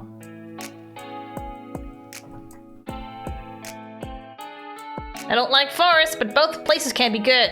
Different people like different things. Hey, why is this first part here? Because you already said you don't like forests in the last stream. Oh. Yeah. That's probably why it says that. Okay. You made that choice. Pick. Otherwise, I probably would have said I like forests, but both places can be good. Well, I was just more thinking just remove the first part. Just be like, hey, both places can be good. Different people like different things. You're a child. You telling them your opinion because you're a child and that's what children do. I guess. Yeah. Joe shook off the shock Tamarack's statement hit him with. He turned his cheek to the front as he rolled his shoulder. He was winding up for a comeback. I guess I can give you one thing. There is a pretty special kind of fun that, in all my years of living here, you can only ever have out in these very woods, nowhere else. Really? What is it? The cast of Real and Tamarack was hooked on it. She instantly became invested in whatever mystery Chio had up his line. I'm not gonna tell you. What? Nice. Tamarack shrieked in a tone so high it scared away a bird who was minding its own business in the tree above. It was hook, line, and sinker. The beat of its wings fluttering through the air matched Chio's giggling. He brought a hand to his chin and leveled a mischievous glance at Tamarack. One day you'll understand. Probably. And that was brilliant. Closed up his lips, folded his arms, and settled into not explaining for the rest of the walk.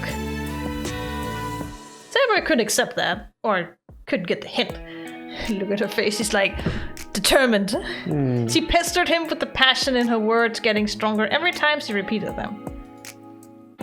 Tell me the special thing! Joe, tell me the special thing! It was too funny.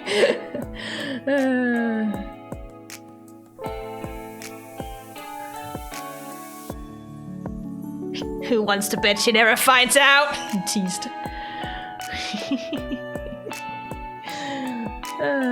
You could also be like, I'm gonna figure it out for sure.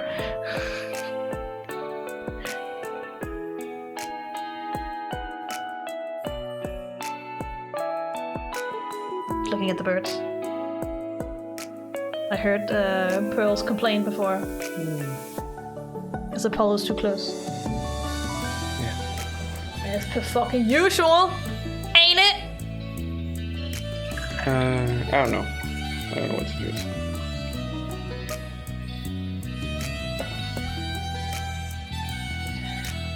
I would probably do something like I'm gonna figure it out for sure. Okay. He didn't disagree, but he still didn't give any more clues. The conversation of your and Tamarack's attempts to squeeze Chio for info and the snickers that escaped from Chio continued while you headed towards your goal. This is a long fucking walk to the school. Down that road, some more, over a crosswalk past the main street, taking a turn at the corner. That was when the widest building you'd seen so far came into view. There had been taller ones, because that only had 2 floors, but there was a lot of those floors.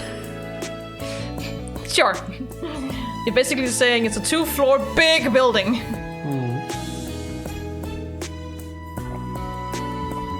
North Acres Elementary School. The name made sense. You wondered exactly how many acres it was.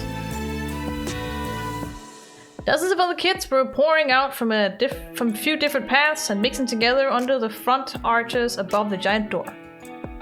You tried to stand up straight, wanting to do things right. Then you went through the door first. John Tamarack stayed even closer to you than on the walk there. Oh my god, school! Welcome to a pumpkin party! Happy fall, y'all! Fall into first grade. Inside was a long hall with different doors and a staircase on the side. It was shiny and dull, like it'd been cleaned so hard for so long it made everything even more worn down than normal. All here today! What a poster. Just a star. Poster boards with a bunch of paper sheets tacked on lined the walls. Nobody was even looking at them. The messages they had might never have been read. Okay. The floors had a checkered tile pattern. Some of the kids around made sure to only walk on one of the colors and avoid the other. Yeah, we definitely do that as a child, wouldn't we, if the school had that? And it was loud. There was too much sound from the crowds for the hall to hold. It echoed around, which made it even louder. This place was your school now. Jill tapped your shoulder and pointed with his other hand. He figured that was his way to say you had to keep going without having to yell so you could hear. Adjusting your butt and legs and everything else. Mostly my leg. Yeah.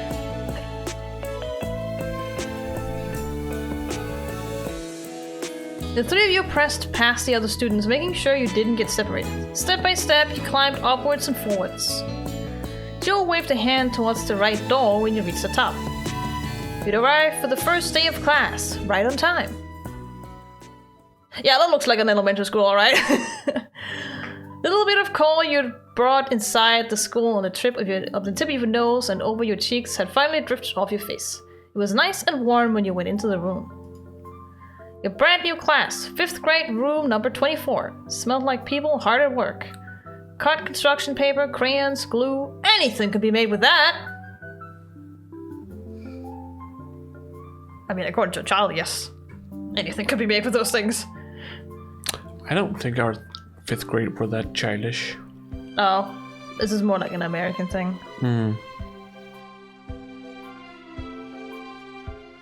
Because this reminds me more of a preschool class. Not even our preschool looked like this, so. Ours didn't. It was very much like we had like a corner to play in. It was very colorful, all kinds of stuff around. But I think it also looks more like this today if you go down to like a 5th grade class. You think? Yeah. When I was like a teacher's assistant in 8th grade, I was with some first year students. It definitely looked like this. Maybe not like it didn't have the thing on the floor, but otherwise it was very like this. Learning friendly for children. Okay. With lots of stuff on the walls to make it more colorful and stuff. They were also sitting in groups like that. We didn't do that either. So I think it's just become more pedagogic.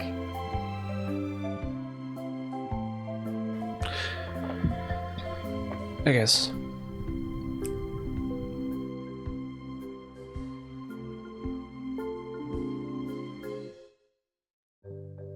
What's up? Never mind. I was just reading the stuff. Okay. There were tons of leaves stuck to the different colored walls, climbing around the windows, hanging from shelves and sneaking out from behind boards, where some of those things could be made. Kids sat together in closer groups. The desks were pushed up to make bigger tables. There was just one chair by itself, right at the front or the back if the way in was at the front door. Okay, yeah, I can see the black chair over there. I assume that's the teacher's chair when they don't have to stand up. And the other one I would assume would be a pedagogue. They usually sit in the back. I'm sorry, what? Pedagogue. Why would you have a teacher and a pedagogue? The teacher is a pedagogue.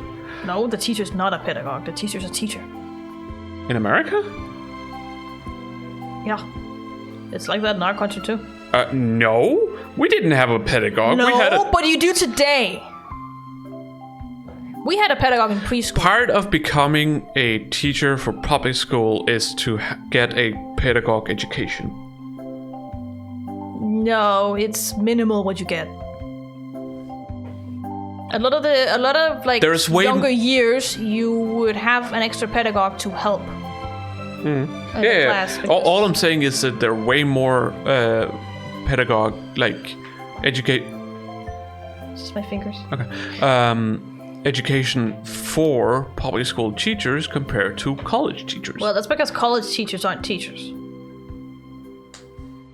They didn't take an education to become a teacher. They took a course to become a teacher after they had an education in the field they're teaching in. Completely different.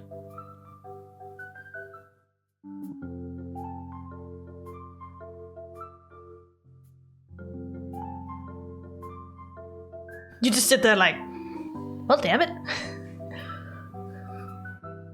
That's how it works. I guess. The teacher education is only for public school.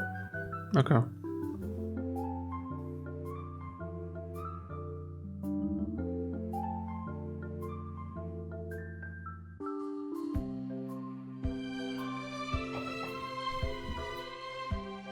Tamarack took in a loud breath of waxy air. I suppose that would be true. I know our physics teacher had studied both chemistry, physics, and astronomy before he became a teacher. And he studied physics and astronomy because he thought chemistry was too easy and therefore too boring. Because everything could be explained. And then he became a teacher.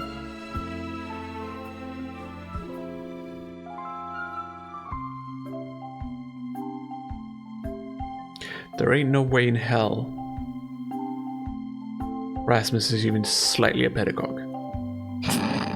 He's actually better with children than you might think. Yeah, I know. I'm just making He's cool with them kids, alright? He's also a special ed teacher, so it's a little bit different there. Oh, yeah, that's true. He's a special ed teacher, so they always have a pedagogue there, as far as I know, as well. But it's also just way different. The kind of work you do there. You need to be much more of a pedagogue than any other teacher. Yeah. So it's a lot different.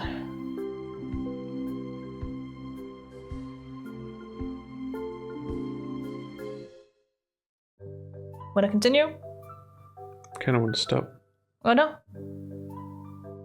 We should probably wait until the scene here is over though. Oh, yeah, I know. Before we stop. I want to do something else. Well, I never said we were gonna finish it today. Oh, no. No. I don't know how much there is. Definitely more than one day. Yeah, probably. Maybe it's just this day and then there's, I don't know. It said a portion of it. It doesn't say all of it. So Okay.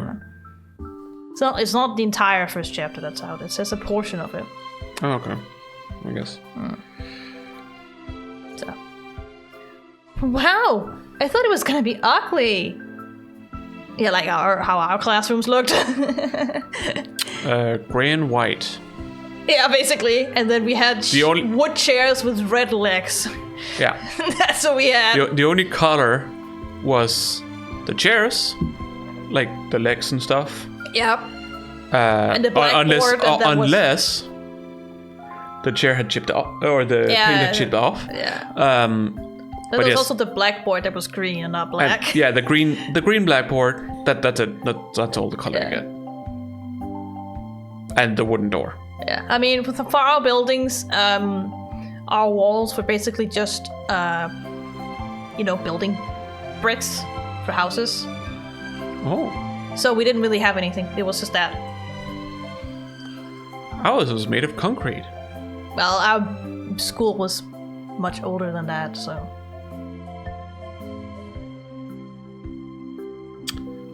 Well, I think some of the classrooms had one wall that was painted over with white paint, and then the rest was still building bricks. These were also like smaller buildings. We had like these small square buildings where it's like from 0 to 3rd grade, I think, and then 4th and 5th and 6th in one. Yeah. And when we had 7th, 8th, and 9th in the big building, stuff like that. But I'm pretty sure, like, our school also at one point got, like, upgraded is not the right word. Like, basically completely torn down and built anew. Yeah. Yeah, many of our buildings stem back from the Second World War. So that's why they look like that. Yeah. The administration building is the exact same building on the outside, at the very least, as the one they used for the, I don't know what to call that. Can you explain it? The flygtningelejr. Our? flygtningelejr back in the Second World War? Oh, that is... Shit, what are they called? Yeah, it's exactly like I forgot. Because it's not immigrants. No, they're refugees. Refugees. But it's not a refugee camp. It's a little bit different than that. It's not really used in that way back then. I don't know. It's more like a set camp, honestly.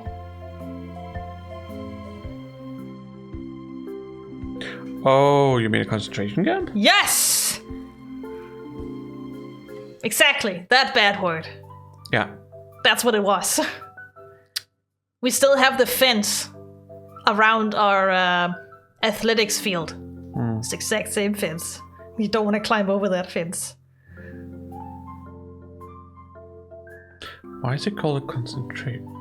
Actually, no, never mind. Let's not dwell on this. No. Let's move on. Yeah. But our school was definitely, I think, rebuilt in like the 80s or something like that. Yeah, no, ours. The only thing our school has, like where the cafeteria was, it got a new like window facade, so it tore down the wall there. But everything else is still the same.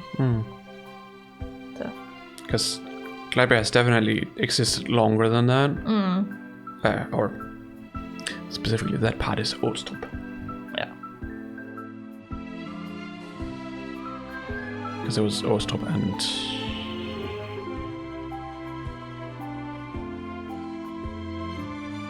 I forgot what the other part was called, but they joined together to become Gleiber. Yeah, they merged. Yeah. It is ugly! Tamarack, why would you think that? My old school was better. I guess it's... Oh, damn, you have a lot of choices. Yeah. I guess it's not as bad as my last school. Reminds me of you, kitty. Oh my god. Be an ass! This looks like my old kindergarten class. You sit so confused. I mean, it kind of does. That's what I'm saying. Yeah. This looks like kindergarten. You said excited. Wow, this looks way better than my old school.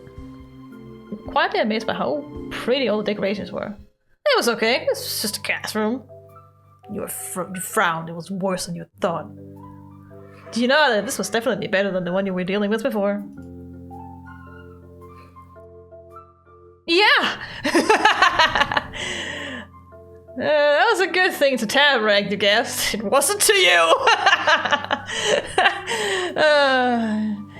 Joe shrugged his backpack off the floor. When it hit the ground, a puff of air came out the not totally zipped top. Of course, Joe would be the one to just half-assedly put shit in and be like, I'm going to go! The thing in the place caught his eye, in a good way or a bad one. It was like nothing around him existed. Joe just watched you and Tamarack look. He chuckled at the faces you both made. Okay. The classes look the same for every room. In every grade, every year. That explains it. I mean, you have to remember, 5th grade is the last grade for elementary school. So... higher grades don't exist here. Okay. Remember! Some places 5th grade is technically middle school, but since this is elementary school, it is definitely the last year of elementary school. Just remember that too. Yeah, okay. Oh, it wasn't that he couldn't see what you did. It was that he'd already seen it 100 times and 10 times more. Joe knew school as well 110 times more. Yes, 110 times more. I mean, I understood what it meant, so... Yeah. Joe knew school as well as he knew everything else in Golden Grove. He kicked his backpack behind him to be up against the wall, never glancing down. There was already a bunch of other bags there, sat one by one along the far side of the room. I guess they need to get seats. With the soup. They were almost completely hidden under a row of hooks that had coat and jackets and stuff. Cluttered over them in stacked piles. There weren't enough holders for all the layers people brought. That sounds like a typical school classroom. It's like they have 10 and we're like 25 in a classroom. That's how it was at our school, at least.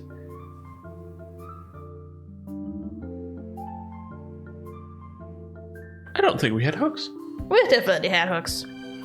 I think we just put our stuff on our chair.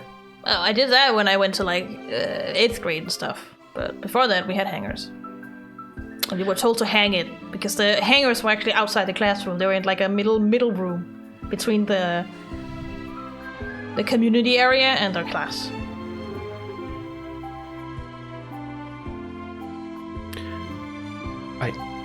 I honestly don't know. I don't remember. I remember it very well. I was like, the classrooms we had. Well, I remember the classrooms, but it's just more like with coats and stuff, like our jackets. Was that outside? Did we hang them outside? I guess we did. I don't know. It's fine. You don't have to remember that. I just have photographic memory. I remember like exactly how it looked. For this kind of stuff.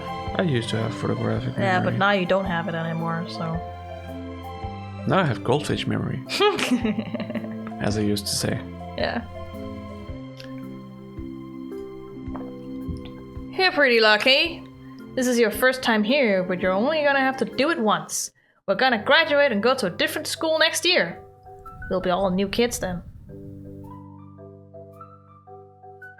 We'll all be new kids then. But yeah, they're going to go to middle school after this. Mm. Oh, jeepers. Goat off. He talked while he pulled his arms out of the jacket. You always seen him wear it so far. He tossed it on the top of a rounded lump of other coats with a hook somewhere below it all. Sounds about right. Tamarack waited, watched, and then she tugged at the end of her scarf to undo the knot it was wrapped in. She talked too. I told you this place was weird and never changed. Okay. What? Sure thing, Tamarack. What? I don't know. I don't understand that statement either. Why did you say that? I don't know. That made you at her. The sound was almost exactly like the noise his back made a minute ago. School is different than the entire town, Tamarack. Sarah didn't say more words against that. She just got on her tiptoes to sling her untied scarf over Tio's jacket, building the mountain of stuff on the one little hook even higher. Tio shoved. Yeah, I had to read this right as a sentence, like is it shown or is it shoved? It's a single V, not a double U. That's true. Shoved his bandana deep into one of his... It's not double U, it's double V. Yeah, that's what we call it in Danish because it makes sense. Yeah, exactly. What the fuck? Bandana deep into one of his pockets and lifted up his other shoulder. Now, here, this is a hair from Aiko. I can't see. Yeah, that is one of them. The other thing didn't look like a hair from Aiko. Well, she has different types of hair, different purposes. I know my kid. No. I know my kid. It can't be anything else but her hair. It could be a lot of things, honestly. Like what? Ghosts. Alright. I don't think we should argue this any further because I can't disprove it. Neither can you prove it. It's getting a little cold in here. So I'm laying on you. She's still out there. Oh, she is? Yeah. She hasn't left since I went over to take a look. Did you take a look before or after the break? Pretty sure I checked after. But I can check again. Well, it's just...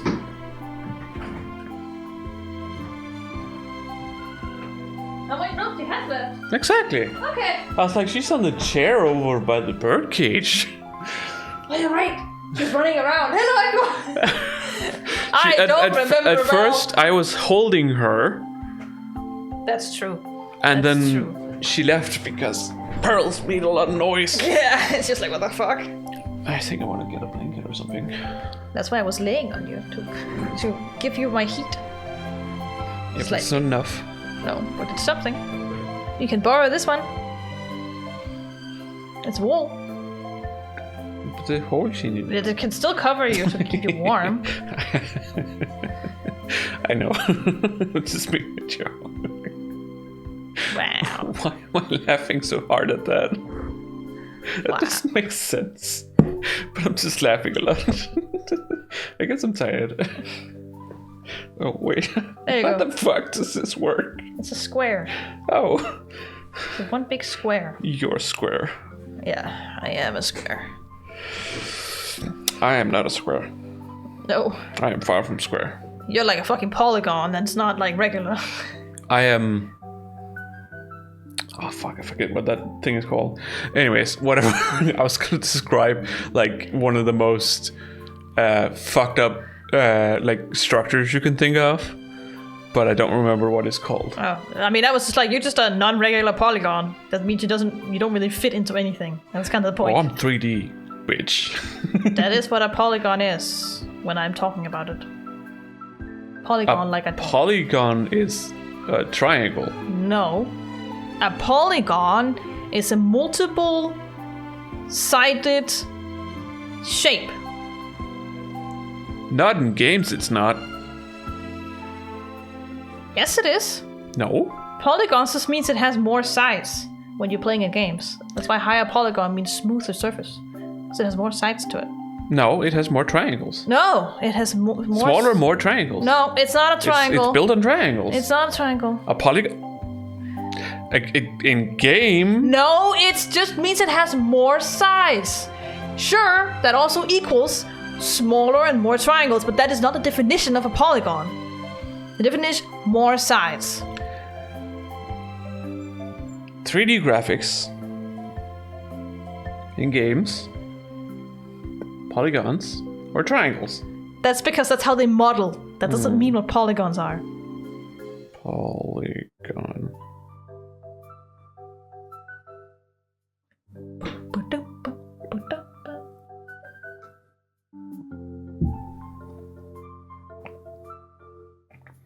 Yes, because when it comes to making games, making like, 3D graphics for games. I know you use triangles to make the shape. Yeah. Because it's the most natural you can do. But polygons Also the does not simplest. refer to the amount of triangles. It refers to the amount of sides, of surfaces. Oh, I didn't say the amount of triangles. No, but it's not a triangle. I'm just saying that. It has nothing to do with the fact that it is a triangle. It just has to do with the fact that it has many surfaces. That is what it's referring to when we talk about polygons in gaming. But when I think about a polygon, I think of a triangle, a flat triangle. That is not the association you should have. A triangle is a polygon because it has more than one. But polygons, Yeah, I know. it's all flat. Yeah, They're I 2D. mean, they can also be like 3D. That doesn't matter. You just usually draw them flat. Like a D20 is also a polygon. It's No. Yes, it is. It's a polyhedron. It's still a polygon. No. I'm pretty sure the gon in polygon means that it's flat. No, it just means sides. And polyhedron, in that sense, would mean that it has. Shit. How did I explain this? I'll just say simply, it's 3D.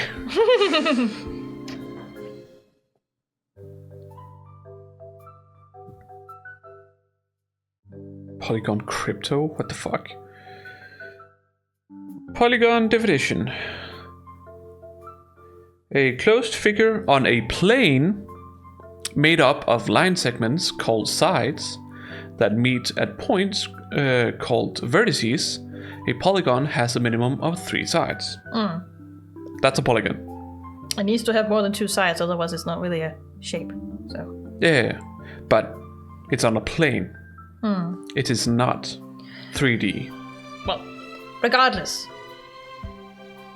it doesn't matter.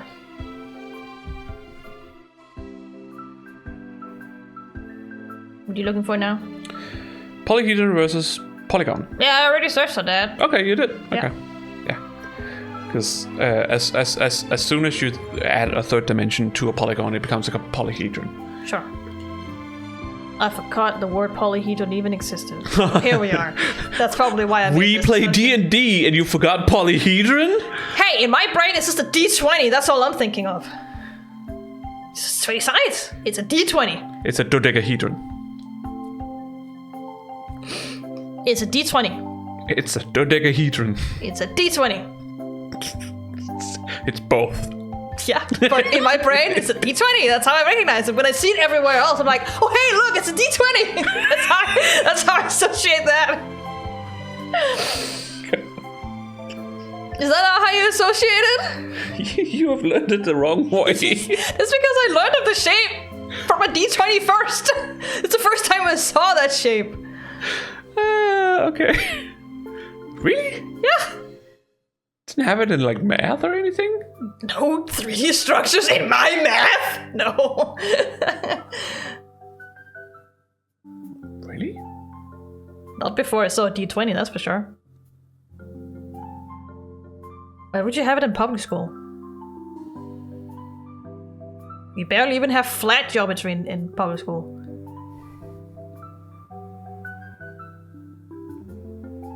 I was so sure you had 3D objects in...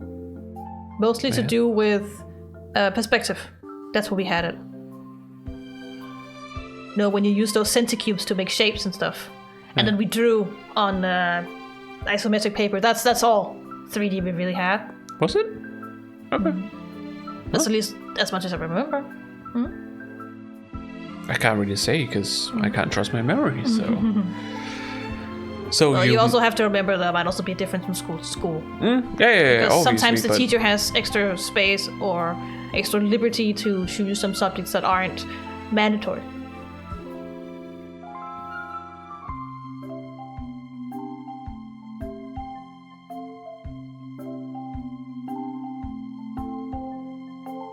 Anyways. You're right. I didn't get to read that. Oh, I thought you'd already read that. Sorry. You're right, that class is always the same. Okay. Seeing Joe without his fluffy jacket felt like seeing a lion without his mane. Sure.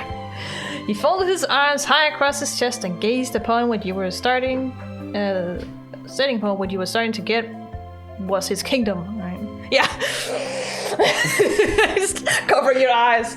Aha! I'm that proud. Yeah. He had all the pride of a lion, even without the jacket. I fucking knew it. Though Joe acted like that was it for getting ready, he hadn't taken his gloves off. Was he gonna wear those to class? I mean, no. They're Fucking let him. fingerless gloves. I say let him. Yeah. It's a fashion statement, okay? Yeah. Tamarack held tight to the strap of her bag.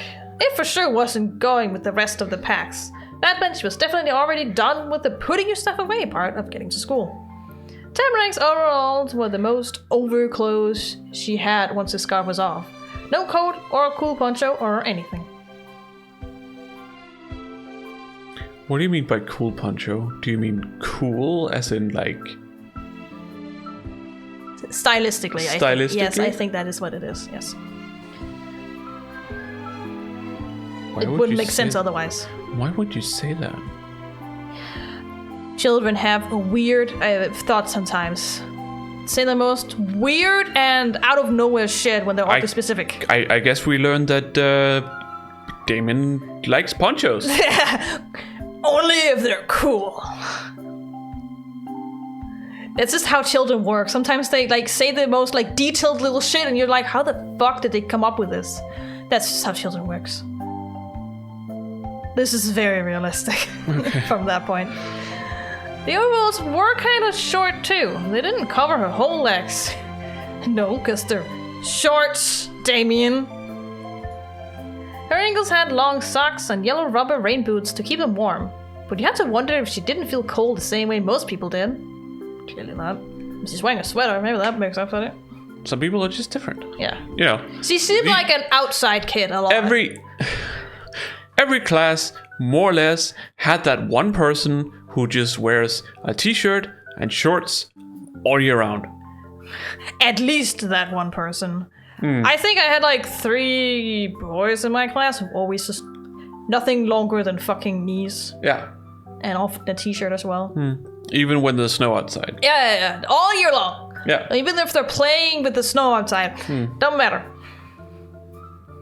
Some people just don't get cold. And I'm saying she's definitely not the outdoor kind of type, so I could definitely see her being used to it. Yeah, definitely.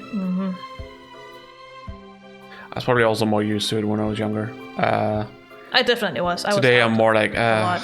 I mean, cold is okay as long as there's snow. But there's never snow here. Yeah, if there's not snow, I'd rather just it be warm. Yeah. So I can have less stuff on. So I can wear my favorite jacket, for example. Yeah. With all my cool pins and such. Oh well. Took off your sweater, or your ribbon, or you took off all your stuff too, or you left your stuff on. Or sweater? Yeah, I'm pretty sure our outfit has a sweater. As you can see, you have like a hoodie. You're wearing a hoodie. So you have a hoodie and a ribbon on.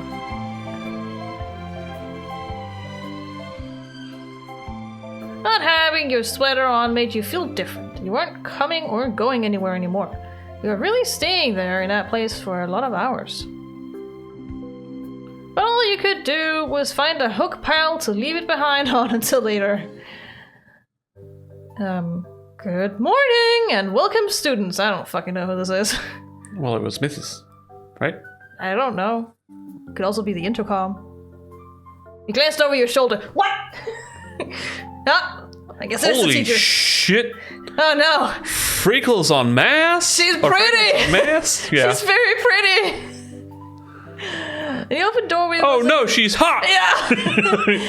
And the open doorway was another new person for you to have to know.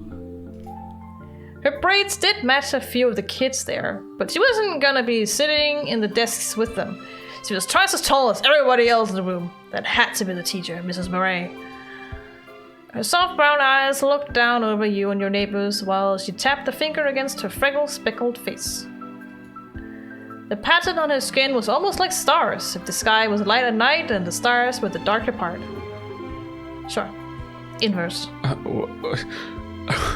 I don't think my brain got that. What? The pattern on her skin was almost like... her freckles look like stars. No, They're just dark. that's not the part. Okay. If the sky was light at night and the stars were the darker part. Because her freckles are dark and her skin is lighter. So it's like inverse. Yeah, no, I get that. It was just the whole sentence just kind of threw me off. Just like Children's logic. If the sky was light at night. Yeah. Like, It's children's logic. Basically. fuck? Complete children's logic. Her rosy pink lips parted into a smile. She inclined her chin towards Chio. Nice to see you here, Mr. Chiolin. This will be a good year. Yeah, sure. Joe stretched the word out as far as it could go, and at the same time, he opened his arms wide. He turned his head away too. Oh no! Are you a trouble kid? Troublemaker? You know what's funny? No. How back in the day, you used to look at freckles and be like, ew. Yeah. Or like, they were not attractive. Yeah. And today, people are like, fuck yeah. I mean, I grew up with my mom having freckles, so I never had that opinion. It's so weird. I always thought it was weird when people would be like, oh, freckles are like ugly. I'm like, what the fuck are you on about? But I grew up with my mom having it, so... Fucking love freckles. Yeah, they're amazing. Yeah.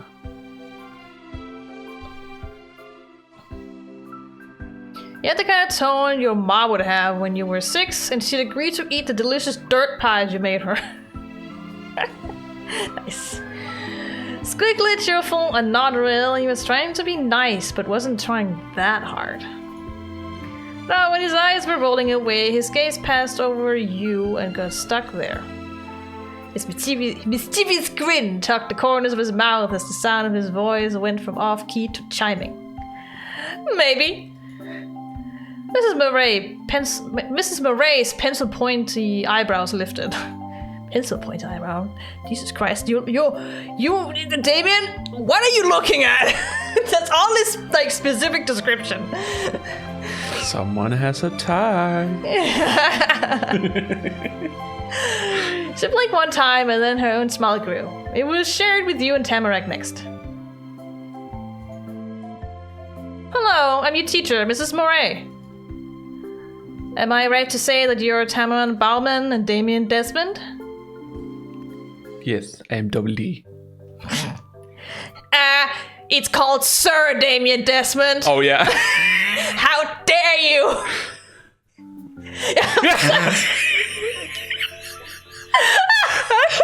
I'm Sir David Desmond, and you better address me as so.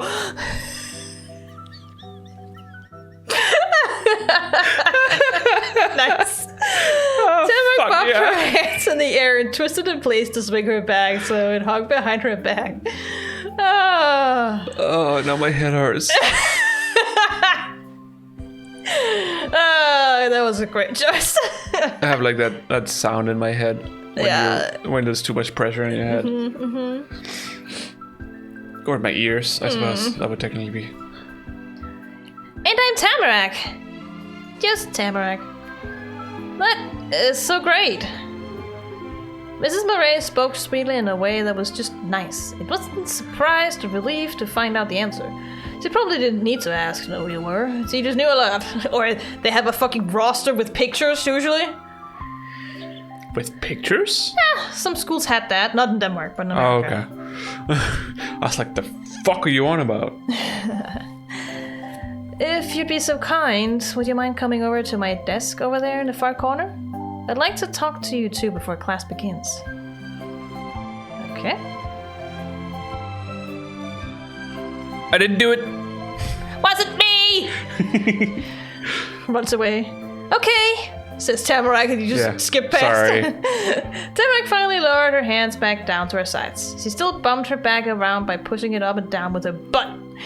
And clattered loudly, and Mrs. Moray pretended not to hear. It's like, I don't have it here.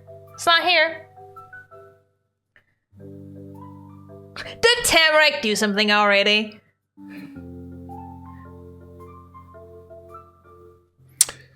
Yeah, let's go with that. No, she's perfect. You too. But I might do something wrong. You wouldn't want that. What? Alright. What? A smoke over her face. Yeah. I don't know, Tamarack's smug face. They're both great. What do you mean do something wrong? Thank you, both of you. I think we'll figure out in a moment. She gestured lightly with her hand for you to come and left the doorway. Joe turned his head to follow the teacher. More and more of his dark hair eclipsed your view of the rest of him as she walked away. When you lost sight of his face, there had been a frown on it. Oh, Jesus Christ. After she was really gone, he swung back towards you and Tamarack. Joe was smirking then. Good luck out there. He tipped over on one foot and bent his body way down. His other leg kicked into the air. He could balance better than a flamingo. No, flamingo. Flamingo. I just picture a fucking flamingo with a mango body and mango colored.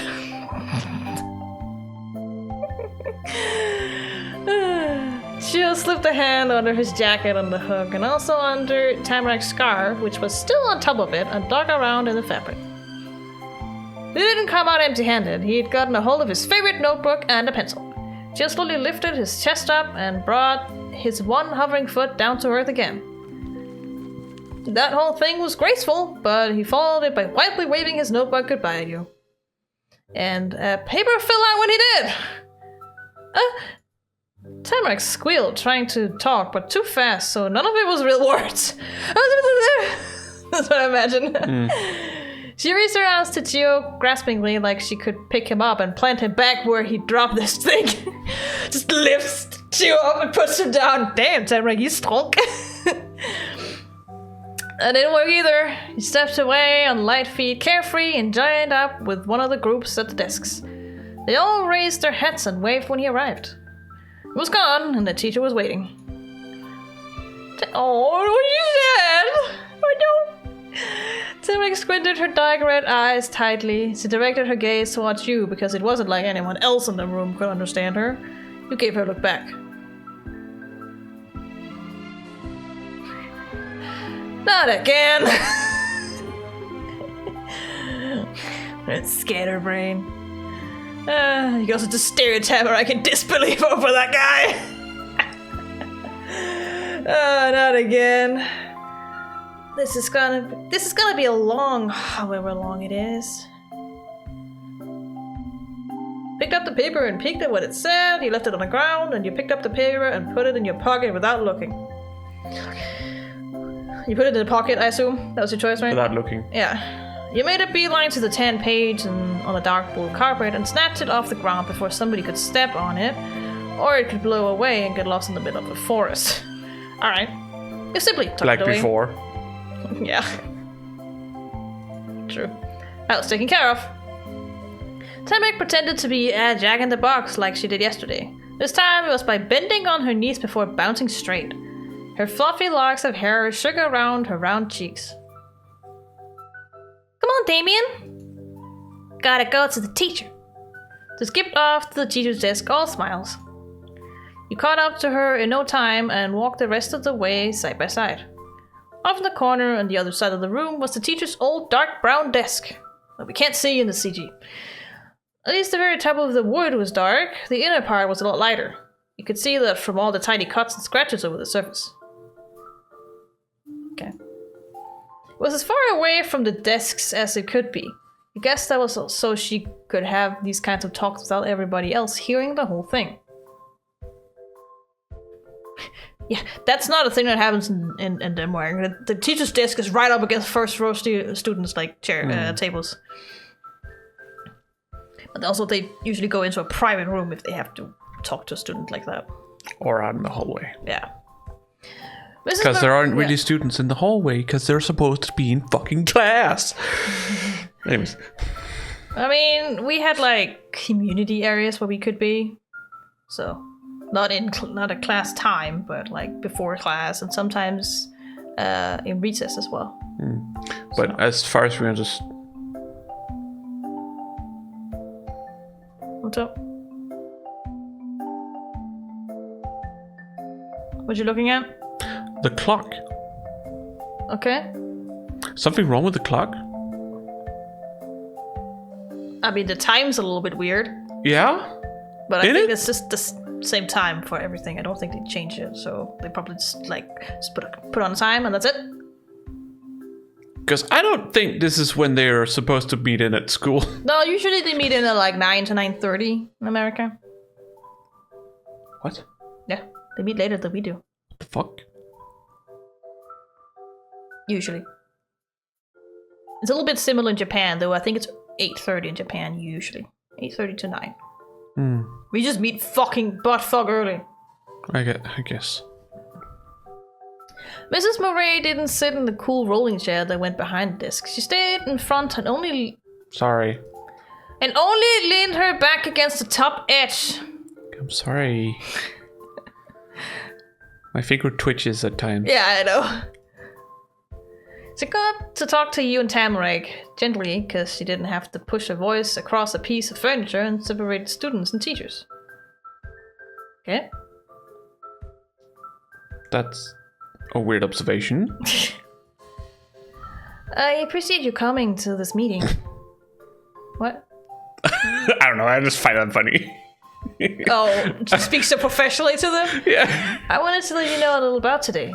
What you can expect from your first day. Like, school? Schools do it differently. Yeah, true. Tamarack's like, why? Huh? What do you mean? Well, this class has a unique arrangement of the students, but you're the only two who have never attended the school before. Everyone else is simply returning after a summer break. Okay. I'd like to introduce you during roll call later. I want all the other kids to know who you are. Oh god, I would hate that. Even at that age. Yup. Yeah. If I, at any point, were late for class, I would just stay home. Yeah. Because I don't want to be the center of attention. No, when you come in late. Yeah. Yeah, I know that feeling. No, thank you. Yeah. It's better today, obviously. But back then it was also, being bullied all the time by the people in your class. That's makes it a little harder. Yeah, like at least at university, the professors don't give a fuck if you leave in the middle of the class. Yeah. They're like, that's your responsibility, not mine. Yeah. It's the same thing at like college for us. We usually don't have to get a hand up if you want to go to the toilet or if we had to take a call or something like that. Yeah. It's kind of our Sometimes the teacher might be like, what you doing? Yeah. But otherwise, it's just like, whatever. They're just continuing. Yeah. People had stuff to do, so that's just how it is. Sometimes it's like, sure, you have to attend class, but remember, like, if you had to call something specific, they might only be open when you have classes. Some places are only open for like an hour you can call, and it's when you have class, so can't really wait or anything like that. So, Oh. You're close to being an adult. Yes. If not, it is your responsibility whether you want to stay in class or not. Yeah. Because you are by law required to be in class and get education like you are in public school.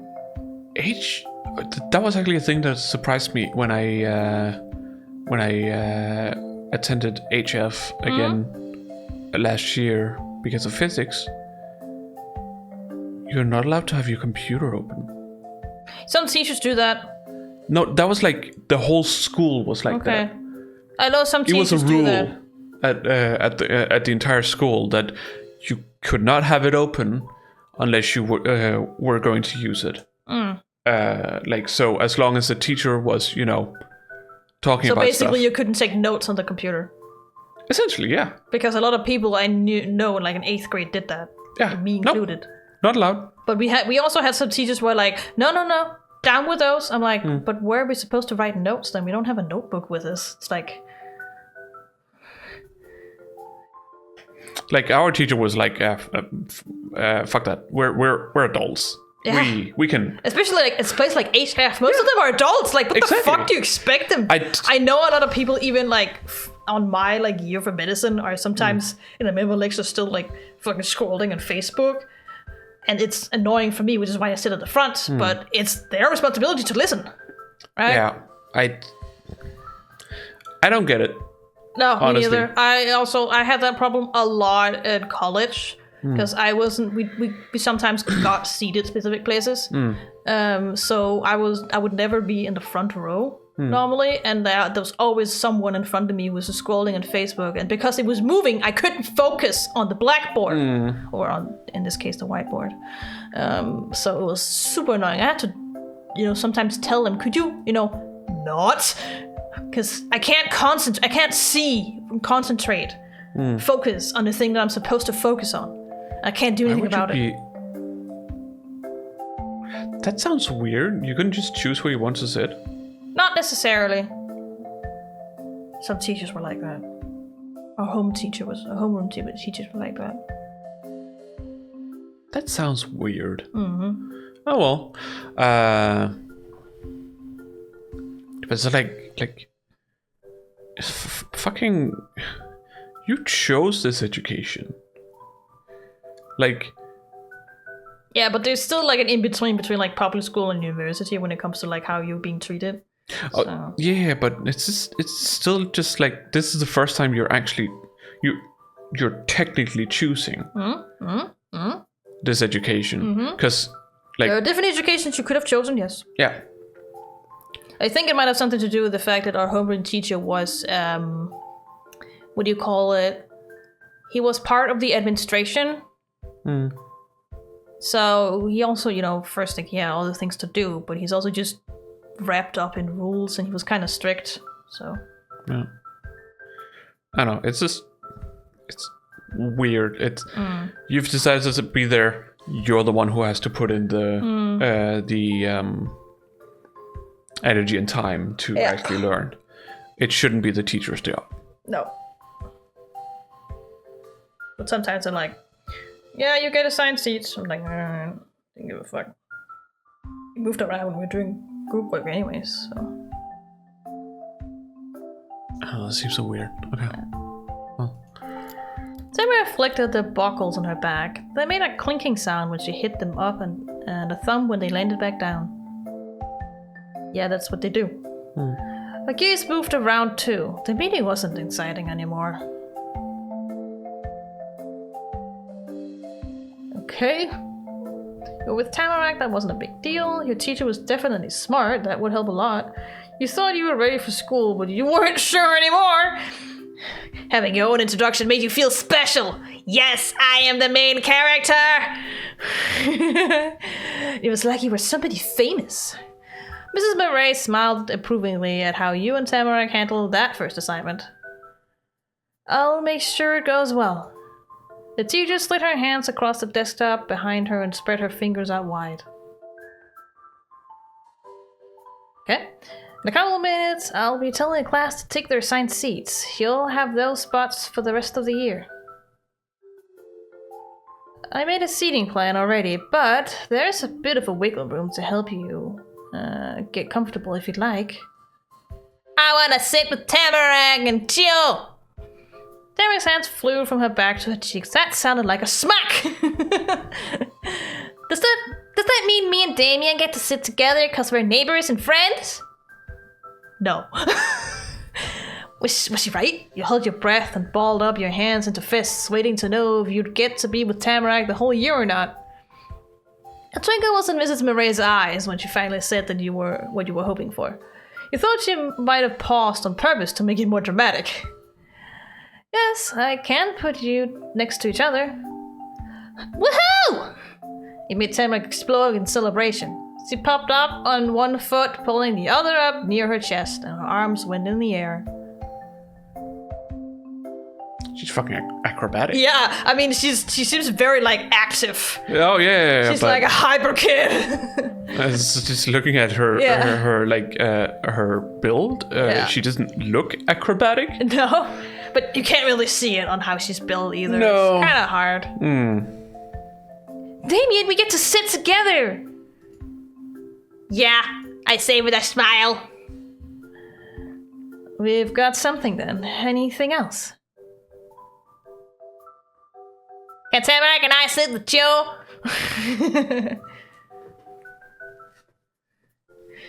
Can I sit by a window? Like a real main character?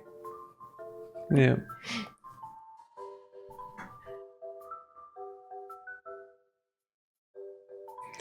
Well. Why are you looking at me? You know exactly what choice I would ask. I know. So. Am I allowed not to choose that? Yes. Okay. Don't worry, when the game comes out, I'm going to be playing my own game. And probably multiple times if past game experience has told me anything. They were both your house neighbors. Tamarack and Chio had to be your seat neighbors too. Mrs. Murray was a really proper lady from what you'd seen. She didn't have one wrinkle on her fancy suit. I mean, it does look very flat and ironed, I will give her that. But creases suddenly appeared around her eyes and mouth after she heard it. It's like, what? You want to sit with the troublemaker? The line spelled not again. Yeah. Damn it. No, sorry. I'm glad you're getting along with Chio, but there were students who wanted to sit next to him last year and didn't get to. It's their turn now. God damn it, Chio's popular, right? Damn it! Damn it! It's because he's so charismatic. Yeah. Your eyebrows went up so high you almost could have lost them. That many people wanted to sit by Chio? It was kind of rude to the teacher, but you had to turn your head right around to look at the guy you've been talking about. Stuck in a smug face with the other students over there like, yeah. Told you. He was leaving over with a bunch of desks from before and still talking to those other kids you didn't know. There was a big smile on every face. You tilted your head back where it came, but not all the way. You only moved it enough to be looking to the side instead at Tamarack. Oh, Jesus. Her gaze was directed straight at you too. She gripped the strap of her bag that was swinging against her chest. Since the day you moved in, and have been just the three of you in your cul-de-sac. That was literally yesterday! Even if the day you moved in was yesterday. It was the same group. You, Tamarack, and Chiyoko. Neighbors. But you weren't in your neighborhood anymore. On the outside of that street, Tamarack was exactly like you were. And Chiyoko wasn't. No, because Chiyoko's a local. I have a weird feeling right now. Uh-oh. As if it's like, dark and raining. You're gloomy? Is that what you're saying? Yeah. Oh well. But specifically, like, as if it's because it's like dark clouds and raining. Yeah. Like weather sickness. You and her were strangers in Golden Grove now. You didn't know people and they didn't know you. Joe had been there forever. I think I'm getting tired from reading. And it wasn't only that. You'd already learned something on your first day of school. Joe was popular. Someday you were going to be popular too!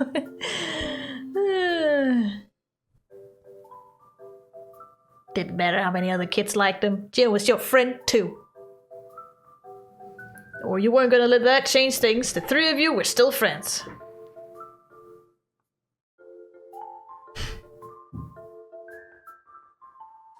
What's up? That's a very me answer. What? Which one? Oh, the top second row? Mm-hmm. Yeah, maybe he only talked to you because you talk to everyone. Yeah. I think he's just friendly to everyone. Because he's outgoing and easy.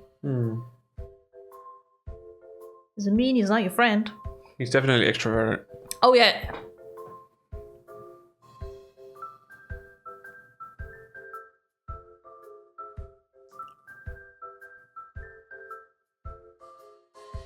What you gonna choose? I don't know.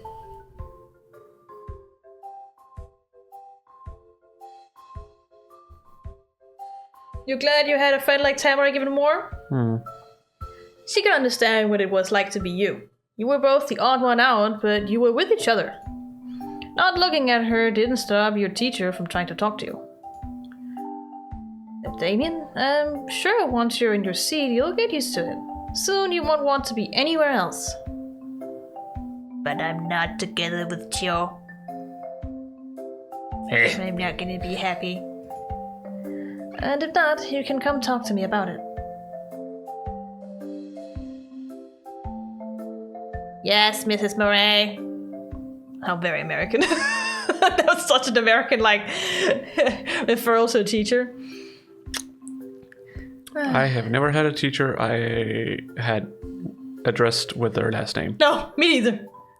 Just always first name basis here. Literally.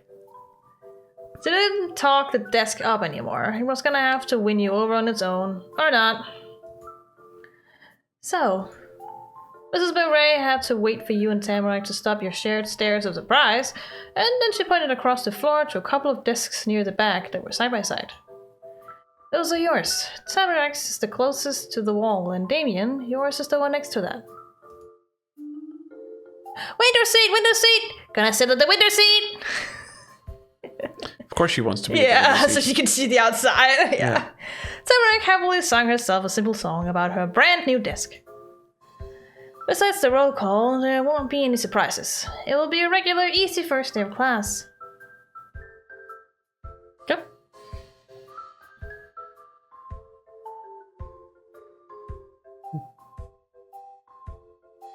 Thank you for having a chat with me. You can take your seats. Okay. Takes a seat, leaves class. Takes it and leaves. What? You said I could take my seat. Like teenage Damien would do that. Yeah. I would do that. Yeah. Take everything at face value. Yeah. Just a straight man to everything. Yeah. Look at her. Tamarack's cheeks inflated and she pushed a smile between the two balls of air. Look at her, like... You cute. Yeah, she's adorable. Yeah. Okay, let's go, Damien. Bye. The teacher stayed resting up against her desk while you and Tamarack went towards your own seats. Tamarack sent quick, excited glances from the desks, then back to you over and over as you walked towards them. She chattered about how it was gonna be so fun being right next to each other and all the things you could do during the year. She beamed so bright it was like her sparkly golden hair made the sunshine that filled the room. Yeah, her hair is sparkly. Look at it. But the grin you had on your face had to be as gleaming. The two of you might burn the place down. You're so happy. But especially also like copper hair. Yeah, it is very shiny. I think that's also what it's supposed to be like because her hair color is like that. It's just shiny.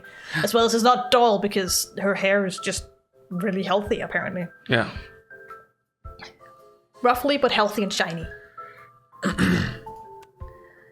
clap and a call name from where you just left. Came from where you just left. Attention, students. Class is starting. Take your seats. And leave class.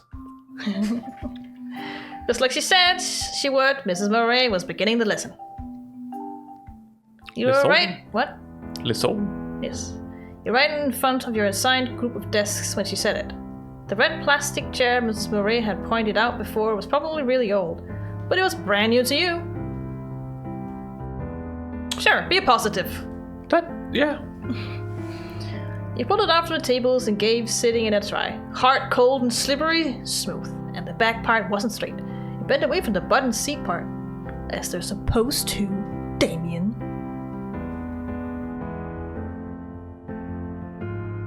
That's supposed to be 90 degrees. Felt like leaning against the top of a shiny slide on the playground. If you weren't paying attention, you might fall right off. Maybe that was the point. That was a way to keep kids focused. Probably. On the chair, maybe. Yeah. You know, it's if they don't just fall over and just don't pay attention, they're like, oh god, I'm here. Yeah, but it's just... It's just funny that Damien, who's like 10 years old, made that assumption. I'm just more like, because that would mean that they are paying attention to how they sit on the chair and not paying attention to class. Maybe. Some people, that's what they need. Some people, that's what they don't need. Yeah, I mean, I was one of the people who had like a big planche of paper on my desk so I could just scribble. Yeah. Scribble around. Because that made it easier for me to focus. Like, I had to do something with my hands and stuff. Because then I could listen more easily. Because otherwise your body would probably just be restless. Exactly. It makes it hard to focus. It especially became a thing in like the later years. Tamarack was right there next your left side, by the wall and the window, just like she wanted. Past her, you could see the rustling treetops outside, with their golden fall leaves all bunched together. They kind of looked like Tamarack's puffy hair, but not as sparkly. She plopped her huge jingling pack on the desk. The actual bag barely fit, and she had to bundle up the strap on top so that it wasn't sneaking over into someone else's work space. The tips of her rain boots were pressed against the dark blue carpet, and she tapped her heels together. It made the shoes squeak. She was excited for her own little place in the room. She tapped her heels together and went home to Kansas. Alright. I don't know that reference now. Wizard of Oz. A what? Wizard of Oz. Oh. Yeah, my knowledge of Wizard of Oz is an Otome game, so... Well, the heels she has, like... Oh yeah, right, they're like teleportation heels, yeah. Yeah, exactly. So, by tapping them twice, I think that's how it is, then she could go home. Yeah, that part was not in my Otome game, so... Because they're only based on the characters. Yeah. That wasn't what mattered. Damien, we're gonna be right here for the rest of the year. Yes? I know, the teacher just told us, dum-dum! Tamarack patted her hands against the thick fabric of the bag and giggled in time with the hits. She stayed pretty busy making a beat. She's definitely not an active kid. She's not gonna sit still. Nope. You glance out at the room ahead of you, where the important boards and teachers were. Joe was there too, in the very first row of seats. It wasn't the same spot he'd been in before when you saw him talking to some people, but those other classmates he was sitting with were just as happy to have him there. He was hanging one of his arms across the top edge of his chair and was settled in so snugly he looked like a heavy blanket that had been thrown over it. He moved his head to the side to rest his cheek against his stretched out shoulder. Joe somehow made himself sit even more relaxedly. He's definitely a troublemaker. When that happened, he noticed you behind him. Joe firmly pressed down his eyebrows and pushed his mouth open a little. He wasn't there when you learned you and Tamarack would be together, and he wouldn't be there with you. Now he found out. He's like, the fuck? Why do you get to sit together and I don't get to sit with you? What the heck? Hey, I asked her. She said no. Let it be known that I asked and she said no. Because apparently you're that popular. Let the court know that we asked. You only looked that way long enough for him to notice that you had noticed his expression. Then your friend, house neighbor, and not seat neighbor lifted the corner of his mouth and sneakily waved the hand draped on the seat at you. Joe's deep brown eye glaze started over to Mrs. Murray, directing your attention to her. His eyes kept moving right into a dramatic roll that went all the way around. It wasn't hard to imagine him saying, "Teachers, huh?" or something like that. For a minute, you could picture what it would have been like if he had been right next to you. You wouldn't be able to fucking concentrate at all. But he couldn't face you forever. It was class time and you were left staring at the tiny ponytail on the back of his head again. I keep forgetting he has a ponytail. I keep forgetting. Don't forget me. Don't forget me. Don't forget me. They say with a Scottish accent. Don't forget me. Don't do this with your glasses. Why are you doing that? Because I wanted to do it and it Make you dizzy? fuck with my eyes. Yeah, of course it does. It was okay. You weren't going to let seating spots ruin your life. Adam, Damien. Yet. Wow. You're sitting with Tamarack. Why are you saying that? Oh no, I'm just saying you don't know what the future holds. Oh. Wow, ways to be pessimistic. Yeah. Yeah, I know you're the pessimistic. Hi, hello, I am Ramona. Have we met? Nice to meet you. Excuse me, have we met? I'm pessimism itself.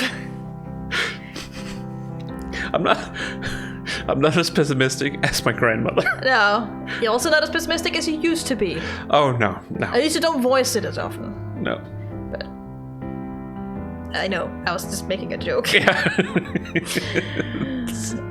Mrs. Murray patiently waited for people to get settled. Every seat had a kid in it, and final words were said before the room faded into a short silence. That's when things changed, from you being just someone in some room to a student who had to listen to a lesson. Fuck! Damn it! Hello, class. Thank you all for being here today. Welcome to your first day of 5th grade.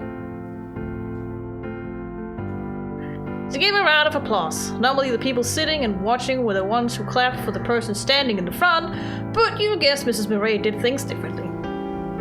We're going to have a lot of fun this year, and you'll learn a lot too.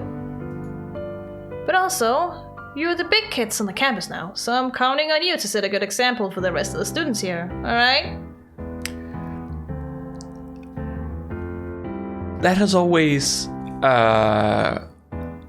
been sitting a little wrong with me. It's irked you in the wrong way? Yeah, saying that to, like, 5th graders? How the They're 10 years old.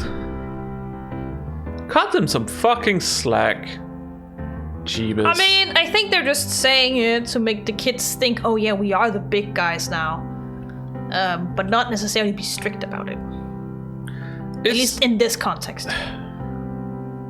There are some teachers I know who uses it like, you're a big kid now, to like, Stop crying. Yeah, stop crying or stop making trouble. Yeah. I literally had a pedagogue tell to me, stop crying. I was 10 years old. The fuck do you want from me? Doesn't matter if you're a child. Doesn't matter if you're an adult. No, doesn't if matter you're how crying, old you are. Fucking cry! Crying is good. The pedagogue basically told me it was not okay to cry when I wanted to. It was horrendous. I hated her. She was so strict as well. Cry your eyes out. Yeah. Have some feelings. Uh-huh.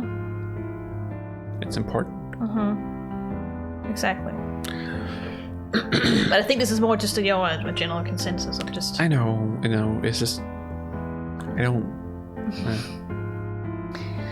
Yes, Mrs. Murray! Says the entire class. Sure, whatever. Jill, was that you? Ah, shit, she got me. Around half of the class answered her. Part was in loud cheer, and the others with bored grumble, so there were some who was like, The teacher accepted both moods warmly. I mean, she kind of has to. Thank you. Let's start with roll call then. Cool roll. Cool roll.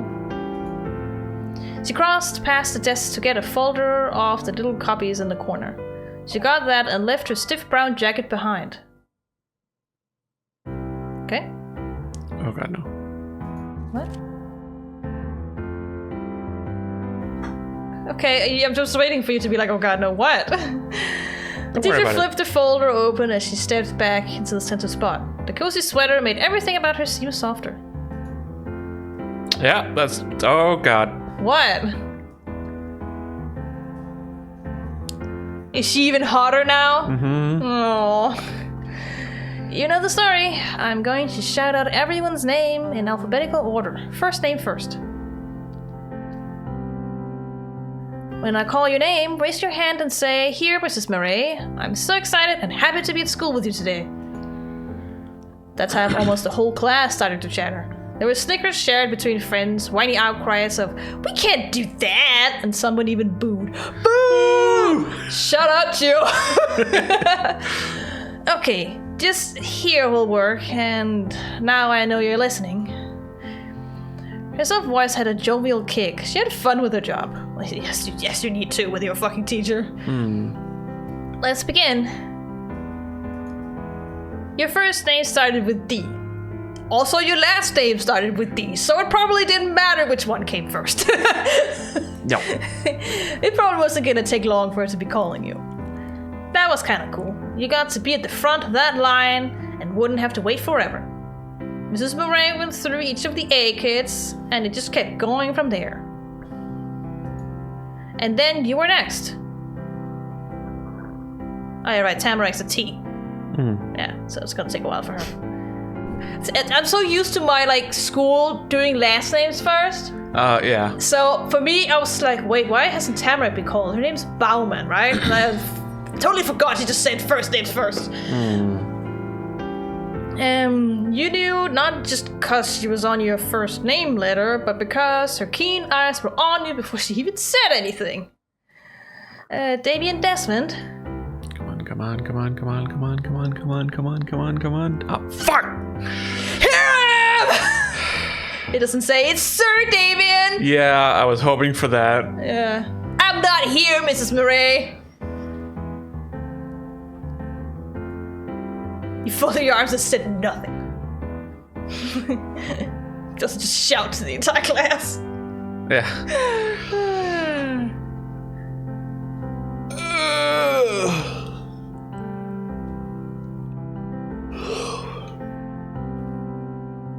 Fuck. Yeah. Hushed words spread through the clusters of other kids. Before you'd announce yourself, they had no idea you were a person who existed in this world. Now they did. The teacher gave her approval with a nod. You sat up tall in your seat after. Job well done. Clap yourself on the shoulder. Yeah, did good. Did good, Desmond. The roll call rolled on after your turn. Jill Lynn. Mr. Chilin didn't really raise his hand. He just popped a thumbs up with his laid back, like, yeah. Here, Mrs. Murray. That worked though, and your teacher moved on. Yeah, he definitely does not give a fuck about lessons at school and shit. Tamarack Bauman?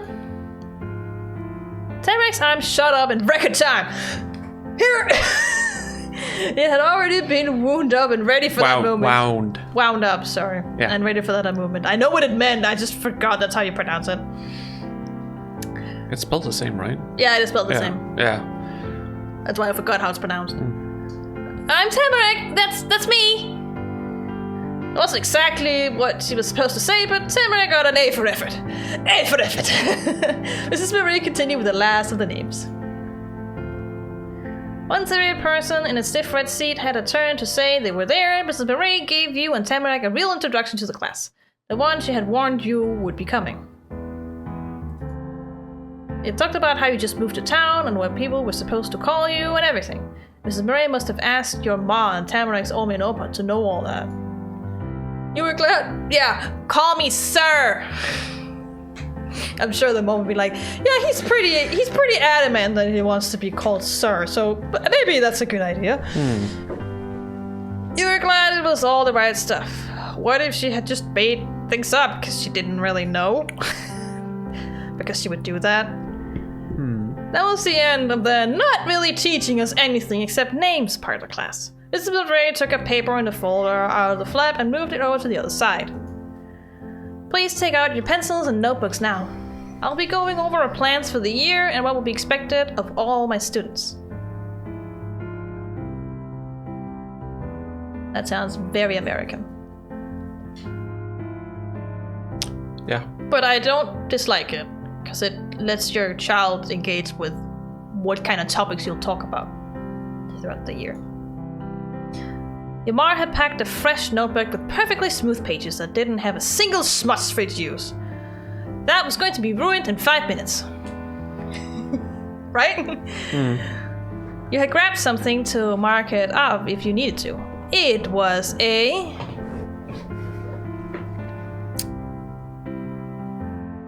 A bird feather with ink. It's a quill. It's a quill, yeah. Yeah. Oh, I can't say that. No. You want a glitter pen? Or a pencil with a cool or cute eraser on the end? It's Damien, so... He would take cool. Yeah. Are you left-handed or right-handed? That is your right hand. Not why I looked at it. You look like you were like, wait, which one is my right, which one is my left? That's how it looked to me. So I was like, I'm gonna make that joke.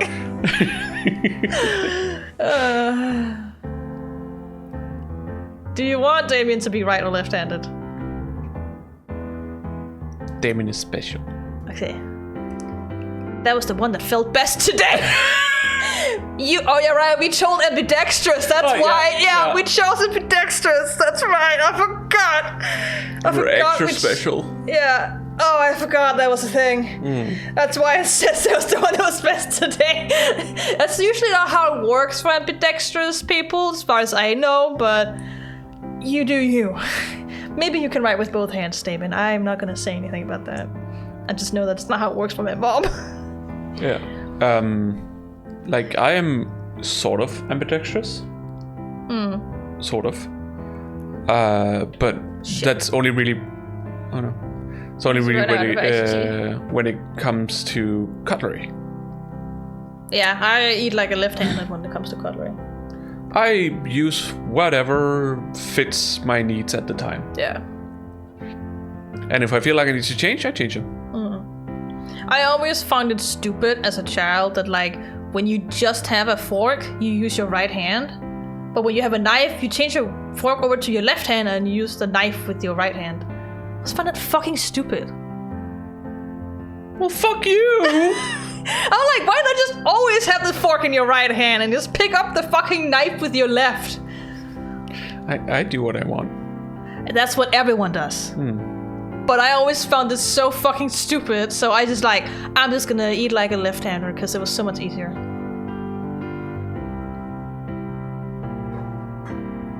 Feels a bit weird, but... I'm used to it. Yeah. But For me, it always depends on what side of the plate is my meat on. Oh yeah, I That I have to rotate the plate around for that. No, I don't rotate it. I change hands instead. So that's how I deal with it. Yeah. Tamarack leaned over her back to be as close as possible. Her eyes were squinting and set right on Mrs. Murray. She started clicking her shoes together again, even faster than before. If her legs beat any quicker, she might turn into a one-girl-powered motor and drive the desk around the room. Oh, specific, Damien, but alright, you're a child. No, Tamarack. Tamarack was definitely eager to get the information being told, but there wasn't a single piece of paper or pencil anywhere at her desk to take notes. Maybe she only had to listen to know. She has the fucking best memory ever. Ow. Yeah. There's my wound. As I pressed it on my glasses. Over at the other group of tables, Joe's face was pressed against his right fist that he had propped up against the desk. He ain't listening. And he was writing slow, lazy lines with his left hand. And, oh my god, he's left-handed! Yes! Sorry. In a plain spiral notebook. It wasn't his special one. Obviously not. School's not for my special fucking book. There was your neighbors, and then there was you. Class was easy stuff and you went along with it. School was so simple you didn't even need to try very hard. You did your best to keep up as much as possible. You tried to follow along, but it was hard and didn't go that well. You didn't pay attention to the teacher. It was all dumb! You didn't pay attention to the teacher. You know you couldn't do it anyway. Mrs. Murray talked about the subjects she'd be covering upcoming holidays and activities. The ways students would get graded, school rules, and even more. Alright, oh fuck. Yeah. I forgot. They get graded in 5th grade. Holy shit. They get graded pretty early on in America. That's stupid. Grades are stupid. It's like I understand the reason why it's there, but yes, it is stupid in today's society because of how competitive you get. Yeah. And it takes a toll on your mental health. It should just be passed or not passed. It's all that matters. Yeah. Honestly. You weren't sure she'd ever stop having new things to tell everyone about until she cut herself off. She said something about when parent-teacher conferences might happen and paused there. Jill? Jill, you snuck a glance away from the front to him. You couldn't help it. He totally lost that droopy pose. Instead, Jill was hunched over a page, and it was from his special... God damn it! He isn't paying attention! And he was scribbling in a hurry. Yeah? The answer was as breezy as ever. He didn't try to sound like a student being called out by a teacher. He was polite enough to pull himself... It's funny how he's so polite when he was talking to us, but when it comes to the teacher, there's no fucking respect whatsoever. To pull himself up to look at the person speaking to him. Am I going too fast, or is there anything else I can do differently? You've been very uncomfortable. Oh, The pencil dropped and clattered on the desk. Both Joe's hands hovered over the piece of paper. He stared at it unsurely, as if he didn't know if it was suddenly too hot to touch or not. For a minute, Joe didn't know what to do. He blinked and then he started to talk again, slowly, thoughtfully. No, it's alright. It smirks again. He leaned fully against his chair again and threaded his fingers together primly while placing them over the page. From your spot in the bag, you could see the edge of an easy smile on the side of his face. And even if you couldn't, you would have been able to hear the smirk in his voice. I wasn't writing down what you were talking about. I'll get to that later. Don't worry about it. Eyes went wide at his boldness, and a few kids were brave enough themselves to giggle at Joe's comeback. Mrs. Murray's usual smile was faint, but it was there. Well, let me know if you change your mind. I will, thanks.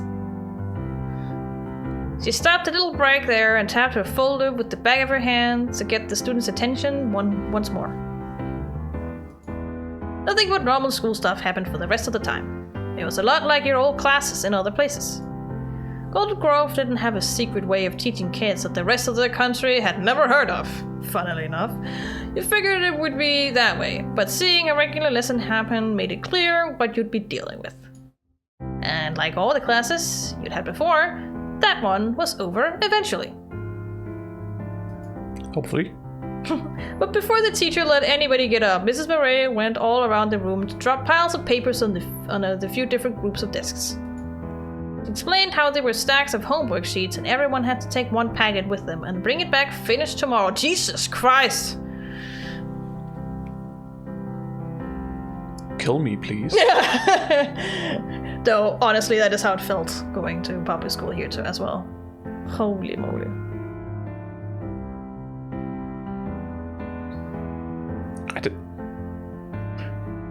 Was it that bad? Yeah, at least for me.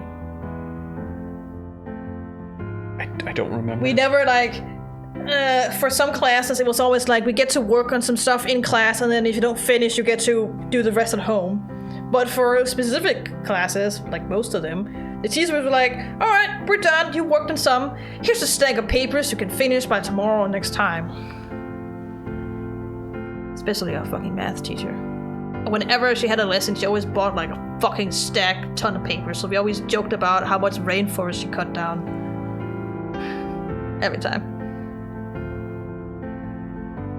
That's not why they're clearing the rainforest, though. No, I know, but it was a joke.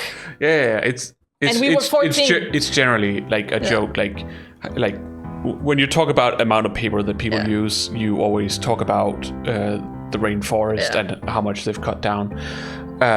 Which is funny because that's not what the rainforest is used for. No, I know, but it was like we were like what, 12 to 14, somewhere around that. So we were just having fun with it. Oh, age doesn't matter. Everyone does that. Yeah. So but yeah, it was like, usually it was like a stack this big for, I think we were 23 in the class. 24, at some point we got one more in our class.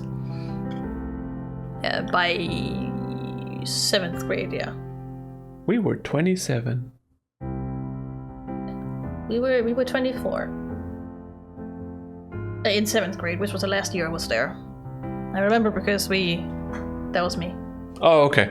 I thought that was Ike. I was like, no, what the fuck? That was my stomach. Okay. No, I know because we started having German that year, and then we had to say our birthdays in German, and the guy who transferred in, who's been there when he was like in preschool before, we had the same birthday, so our German teacher was like, both of you? The fuck? And we're like, yeah. I'm waiting. For what? Say it. I don't fucking remember. I remember. You don't remember your birthday? Oh, no. I'm not gonna tell my birthday online on a stream, but the point was just we had the birthdays were the same. Yeah. I don't remember how to say it in German. I remember it more in Spanish than in German. That says something. I would say that's a little different because you lived in Spain. Oh, that has nothing to do with it. And I literally had Spanish and lived in Spain right after I finished German, so they're approximately the same age. Yeah, that's not what I mean. It's not what I mean. I did not learn how to say my age in Spanish because I moved to Spain. That's for fucking sure. All I'm saying is, if you live at a place where you have to learn the language, learning it goes faster. Because you're like. But most of what I learned there was comprehension. Yeah, what's it called? You're immersed. Immersed in it. My German is fucking gone. At least my speaking abilities are gone. I haven't spoken German in years. I can read it more than I can speak exactly. It. Comprehension's still there. Yeah. But speaking it, no. Anyways. Then she said bye to the students and it was okay to leave. Sounded like it wasn't going to be hard, so you didn't care that much. She was your new nemesis!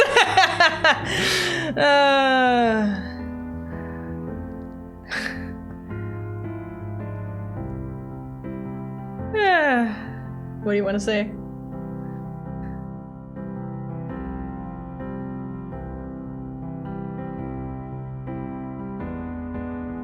Where's my choice to say that she's hot? You're a fucking 10-year-old child. You have not developed a sense of self to that point yet. But you can say she's pretty and smart. That's equivalent in child language. Oh, I thought it said pretty smart. No, pretty and smart. Okay. You like her a lot. That's the children's equivalent to hot. Sure. Is that supposed to be a dog? What, where? D. Yes, I think that's supposed to be a dog. When I first saw it, I The was audience like... can't see it, so... No. When I first saw it, I was like, is that a spider? No, And why is the it's spider a a dog. D? Yeah, no, it's a dog, I'm pretty sure. Yeah. It's an apple, a bird, cake, dog, elephant, flower, grapes, I think. Is that an elephant? That's an elephant. That's not an elephant. That's an elephant. That's... Looks more like a frog. But that doesn't start with E. No, I know. That's not an elephant. It's an elephant, alright? X. Oh, you think it's X? Yeah, it's X. Okay, maybe It's I'm definitely X. It's 3X, and then it's definitely not an elephant. I mean, I'm blind, so it looks like an elephant to me. It looks like the big Oh, one is 2 the head ear- and 2 yeah, ears, 2 and then the ears, I thing can down see that. there is its nose, whatever the fuck. Trunk. Yeah, trunk. That's what it's called. That's what it looks like. That was the problem I had. I was like, yeah, sure, the head maybe a little, but I don't see a trunk or anything like that. So this is not an elephant. I'm blind. So. It's X. So flower and grapes. Yeah. Cool. It was gonna be good to see you again the next day and the day after that. Can we date our teacher? No, Damn it. she has a child already, so I don't think So? it's appropriate. So? It wouldn't be appropriate at all for her. Actually, it would be illegal for her. Yeah, right now? Yeah. Oh, yeah. I'm not... Jesus Christ, no. That's not what I meant. You're supposed to date the people you grow up with in these games, alright? I liked older people. Well, maybe not as much anymore. Maybe Because you're getting old. Because I am now old. Yeah. I don't know. Well, I guess these days it would be cougars. Anyways. Well, that's only really if they don't have kids, honestly. Then they're cougars. If they have kids, they're just MILFs. Yes. Right next to you, the spell that kept Tamarack totally locked on to Mrs. Murray during class broke. The teacher went over to her desk and Tamarack turned to you. She stared at the pencil in your hand. Actually, it was the opposite. She was looking at the hand that was holding the pencil. She's like, the fuck? You're left-handed? And she kept staring. The way you had it was really interesting to her, but she couldn't tell why at first. It was tougher to figure out than anything in class had been for her. She used all her brain power and it clicked on a light inside her head. Oh, that's your other hand, the left one. I used my right hand. Fucking child logic, I swear to God. I mean, for fuck's sake, I have that at some point, like sometimes still. Like, Yeah. I look at It's something. like, wait, this looks weird. Something's fucky Oh, here. it's your other hand, the one that you don't normally use dominant, the left one. I am still like that. Yeah.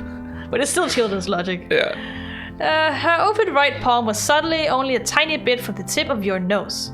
She's like, Holy shit. yeah. You almost had to cross your eyes to focus on it. My Omi and Oppa and Mom and Dad used their right too. But you don't. That's amazing. Children's fucking logic. I'm not left-handed. I'm not left-handed. I can write with both of them. You'd be like, well, I can use my right hand too. Tamarack used both of her own hands to slap the tabletop and shoot up from a chair. She peered down on you over your desk, still sunk in your seat. That was the first time you ever had to look up to see Tamarack. In a world of giants, she was one of the only people you knew was almost the same height as you. Because we're so small. Yeah, because we're small, and so is she. Sue is actually pretty tall, if I remember. So, What? That's real? She bent her arms back and under yeah, I know. I had some people in 6th and 7th grade who thought I was lying when I said my mom was ambidextrous until I had to fucking tell it to a Danish teacher, and they're like, yeah, that's a thing. Oh my god, they just did not believe that was a thing. I'm like, the fuck? Because it's completely out of their worldview. Come on. Oh my god. This is so funny. She bent her arms back and under like the legs of a closed folding chair, but stretched her neck out forward past her back into her space. Tamarack had gone from high up all the way down to tabletop level and was watching every twitch of your fingers. How do you do it? Put the hand pencil in your other hand. What? Or put the pencil in your other hand, sorry. Put the hand pencil in your other hand. Put the pencil in your other hand, sorry. Put the hand in the other pencil! That is not what I said! No, but that's what I thought of. Okay. After you said that. Okay. Here we go, just watch. The pencil passed from your left hand to your right hand. You lifted it up to Tamarack's glittering ruby red eyes. That was what she'd wanted. Your stunt made her whisper in wonderment. Wow. Yeah, we're a mythical creature. Yeah, I'm a mythical fucking creature, bitch. As if that proved something. You hadn't even written anything with it. Anyone could just hold a pencil in both hands, that's true. She might not have known that, because Tamarack really didn't ask for anything more. Are you an airhead? I think you're an airhead. Oh, she is. Then Tamarack flopped back into her chair. I saw Chiyoko use his left hand. I suppose. Oh my god. And then Tamarack wasn't talking about hands anymore. That was finished according to her. This time, it really was the pencil itself that had her attention. She poked it with a finger. I like your eraser.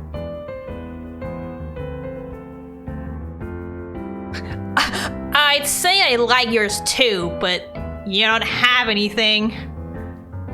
I have more, you can borrow sometime. Right? This is the best one I've got.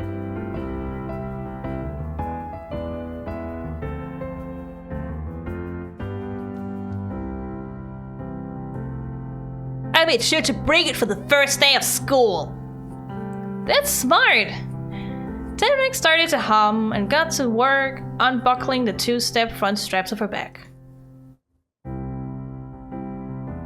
How come you didn't write stuff down in class? You were really listening hard in class. You're probably gonna forget things since you didn't take notes. You quietly unzipped your own bag. The class she's been talking clicked open satisfyingly. Whoops. Yeah, I'll persist on my good listener. She flipped the top flap over and it went one of the homework packets. Closing it all up, Closing it all back up, followed right after. It's brain. It's okay. Okay. No. That was all she had to put away because she hadn't taken anything out of the bag for the whole class. Mood, honestly. Mm-hmm. She pulled the bag closer to her and wiggled herself under the strap. There was only one thing left before she was set. Tamarack bounced out of her chair and the heavy bag settled across her shoulder with a rattle. Come on, Damien. Grab up. That was your stomach this time. It's not happy. No, me neither. Mine's still also grumpy. Mm. Sabita danced to the coat rack where her pink scarf was waiting. I think that was a major bowel movement. Yeah, probably. It's time to go when you weren't going to waste any time. You snatched the homework packet and shoved it inside your bag. Crumbling in Yeah. pieces. The teacher better not want those bags as unwrinkly as she set them out. But as soon as you got up to leave, you couldn't because someone called for you. Hey, Damien. Hello there. You checked behind you and there was Chiyoko, coming up from the front of the class. He was waving with a piece of tan, brown-lined paper in his hand. Hiya! Did you drop a paper again? He teased. Demon, you are funny, but you're about to feel silly. But it's good you're here. I've got stuff to say. Though I guess I could have told you even if you had gone. We live in the same neighborhood. It sounded like even Chiyoko struggled to wrap his head around the idea that the two of you were strangers about a day ago and now were people who were gonna be seeing each other all the time. There was a soft crinkle as Chiyoko tapped the edge of his special paper against his right palm again. And again. He stopped being able to hear it when Joe started to ramble, though he kept doing it. Okay, so this paper. Here's what happened. I was talking to my mom and dad about it yesterday. Back when it was still yesterday, and I realized something. He flapped both his arms out wide. Joe was acting as blown away as he must have been when he first learned the thing he was trying to explain. Tamarack finding my paper and sending it to you wasn't just some unexpected, unexplainable thing that we wondered about. It was sucky. What? What? Excuse me? What? It was? Yes. With drama and emotion, Joe whipped his arms up and down in rapid gestures. He needed to feel what he was feeling, He needed you to feel what he was feeling, which turned out to be what he imagined you had been feeling before. You got an paper airplane with a message that had your name and everything. That's exciting. It had to mean something. But then it wasn't a message for you. It was an accident? Whoa, that is the biggest letdown I can even imagine. He'd been flying the page around like it was another paper airplane, but he finally let it rest for a second when his arms dropped. All his bluster became only a sigh. If you're gonna get a note from me, it should have had something to say to you. That's what I thought of when I thought about it more. Oh, now I get it. I don't. That wasn't the end of the story, though. It was a prologue. Jesus Christ, Joe, you're very extroverted, aren't you? Joe sprung back into action and raised his left arm with the page pressed between his thumb and the rest of his outstretched fingers. And so, I've got something for you. He shook the paper in his hand, grinning cheekily. There was no way not to get what he meant and what was supposed to be for you. You wrote me a note? That's right. Juice twisted his paper one more time to bring it down low enough for you to take. Otherwise, you couldn't reach it because you were not very tall. You excitedly seized the note from his hand. The page in your fingers was exactly like what you remembered from the plain one. Somehow tougher and softer than regular paper, and that same light brown color. But when you read the message, the words scribbled on it were all different than the first time. You look at the smiley. Welcome to the neighborhood from Jolyn this time, actually. Yes. That was what was written in big clear letters. Stars and the smiley face crowded out any... That's what he was doing in class. Swear to God. Crowd out any plain spots the words hadn't covered. It was careful work. The little extra line on the Q was a fancy curve, and he didn't even draw the stars from corner to corner. There weren't lines through the middle of them. True. That's skill.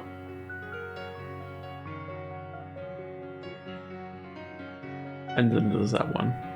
Don't worry about it. It's still skill. To be able to do that one. As a 4 quarters. Who cares? It's cute. The difference between the note you wanted someone to see and the one you got by accident was huge. Some blurry thing came up past the top edge of the paper. You blinked, distracted, then squinted over the page to figure out what was going on in the room. It was Joe, high on his tiptoes. He was watching you read the note, smirking, hands tucked behind his back, and all around very pleased with himself. It's pretty good, huh?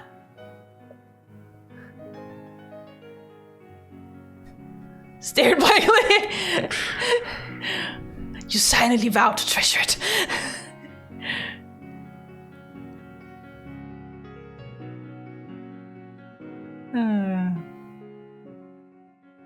You're really thoughtful, Gio. I mean, Kinda is. Joe was already standing as tall as he could, but what you said still made him grow even bigger. His chest puffed up. That lopsided smile filled out proudly. I do think a lot, but only about stuff that's worth thinking over. You know, unlike school! Right? Or maybe just the teacher. I think he generally just doesn't care too much about school stuff. It seems he's there for the friends, not for the school.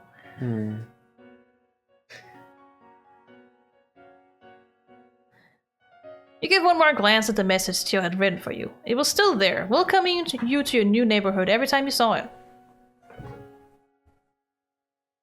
When you looked at Joe himself again, he finally dropped his feet and hands back to where they normally were. He waited there to see if you were gonna do anything else.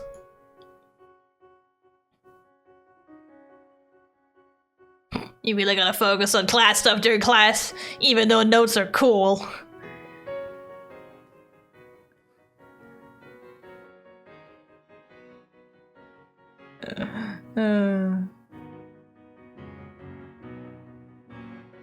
What do you want to say?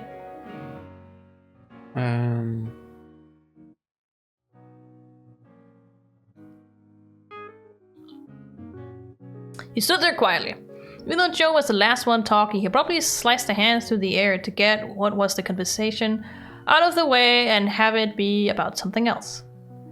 But, wait, before I forget, I gotta tell you I'm impressed, Damien. The first day's gonna be the hardest when you're new, and you didn't even break a sweat in class. Of course not! I am the main character. I am Sir Damien. It's Sir Damien to you. Joe, remember that. His hands were on his hips in a commanding pose as he talked energetically. Nothing was held back. You didn't feel smaller next to his bright presence, and you don't think that's what he was trying to do. Joe was starting to know you better, and it was making him look at you differently. You could handle it. I've been to school before, it's no big deal. You also did hold up a confident okay sign. You did your best, and it made you happy that someone noticed. He closed his eyes and stared while thinking some kind of thought. He stretched and curled his fingers to feel out the way his gloves were fitting. Joe pinched the edges to straighten them out better. Anyway, you and Tamarack are in the bag next to each other, huh? Mrs. Beret is smart, just sometimes too smart for me. Yeah, I wanted to sit by you too, but she said no. Yeah? I wanted to too, but how can you and Tamarack be in the same spot? Plus, how can you and Tamarack be in the same spot and I'm not there? We're all neighbors. But if Mrs. Murray said no, we're not gonna get her to change her mind. Trust me. At least we've got our houses sitting next to each other still. Yeah. The paper crinkled in your hand. You'd been gripping it the whole time. You twisted away to pull the zip on your back. The welcome message you got from Joe went right next to the packet of homework Mrs. Murray had given you. Joe giving you a paper reminded you that you had one you could give to him too. Oh yeah, right. Give it to him, I guess. Your bag was already open from putting away the newspaper, so you just stuck your hand into it again. The backpack couldn't be unzipped all the way, or everything would fall out. Yeah, some backpacks would work like that.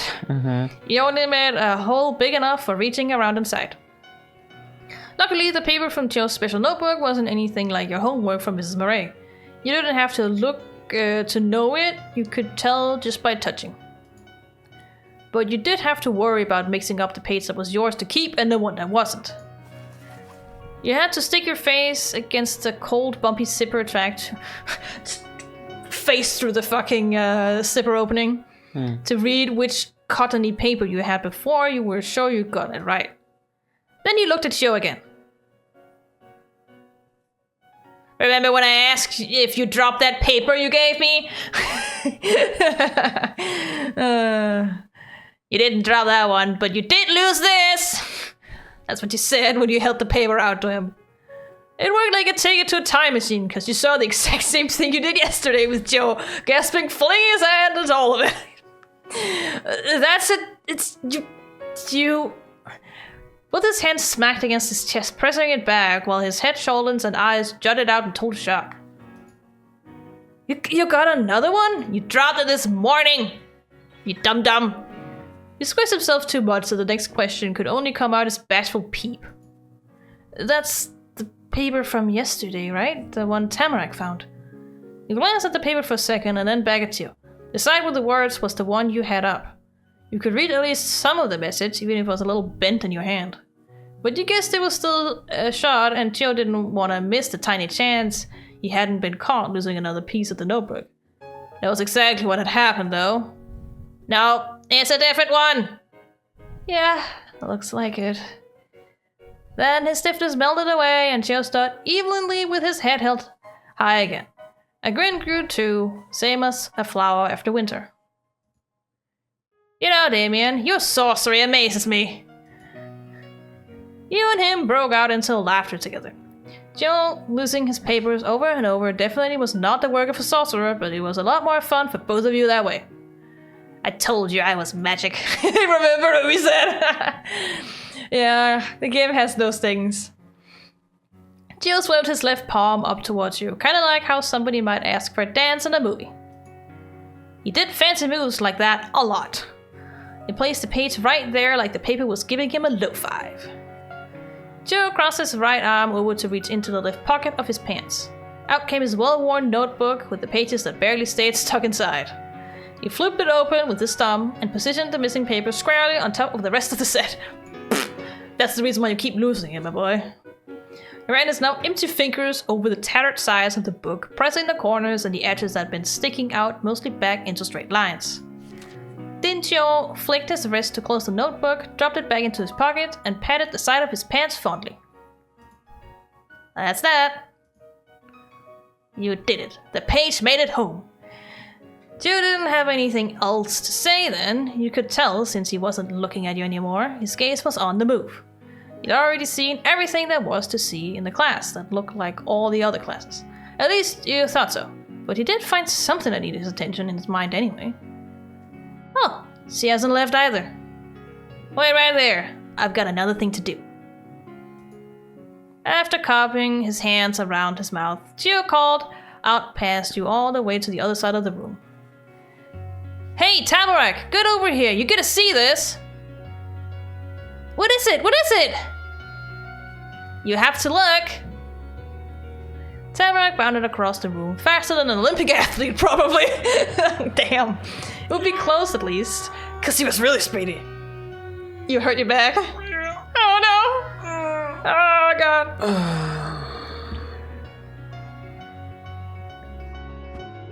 She did a skipping leap for the last foot before reaching you and Joe and tossed her arm straight up as she struck the landing. The fringed strands of her pink scarf, which she had securely wrapped around her neck again, had flown up and almost tickled your nose. I'm here! I'm queer. I mean, they don't really care about gender when it comes to you, at least, so I suppose. Good. Check it out. Also, if we're all poly, then we're also queer. Yeah, exactly.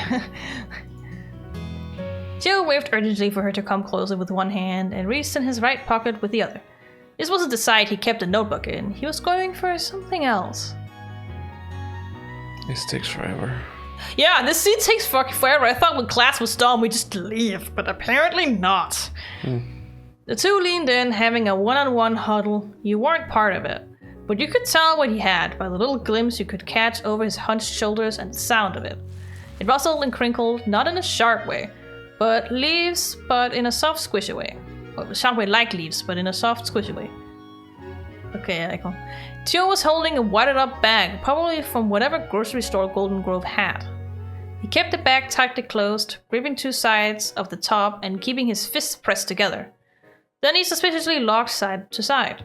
No one else would be allowed to see the treasures hidden inside. Tamarack did it too after him, either to double check or to not be left out, or maybe because she didn't want to miss what he might be spotting. Alright, this is it. Suspense pulled in your two neighbors. What? Tamarack bit the nail of her thumb and totally stopped breathing. There was nothing in the world for them right then except the bag and whatever it held. And finally, Before Tamarack could fall over from nowhere, Joe parted his hands and stretched open his unusual gift wrapping. Mouth open, eyes wide, Tamarack gawked down into the bag. You figured she'd go wow or something, but she just scanned whatever it was up and down with the same eager expression. It was possible she was so blown away her face had gotten stuck like that. That turned out not to be true, because she eventually saw enough for her legs to slowly begin rumbling inside. First it was with the edges of her lips wobbling, then her eyelashes trembling, and finally her brows pinching fiercely. Tamarack snapped her head up and glared straight into Chio's awaiting smirk. That's trash! God damn it.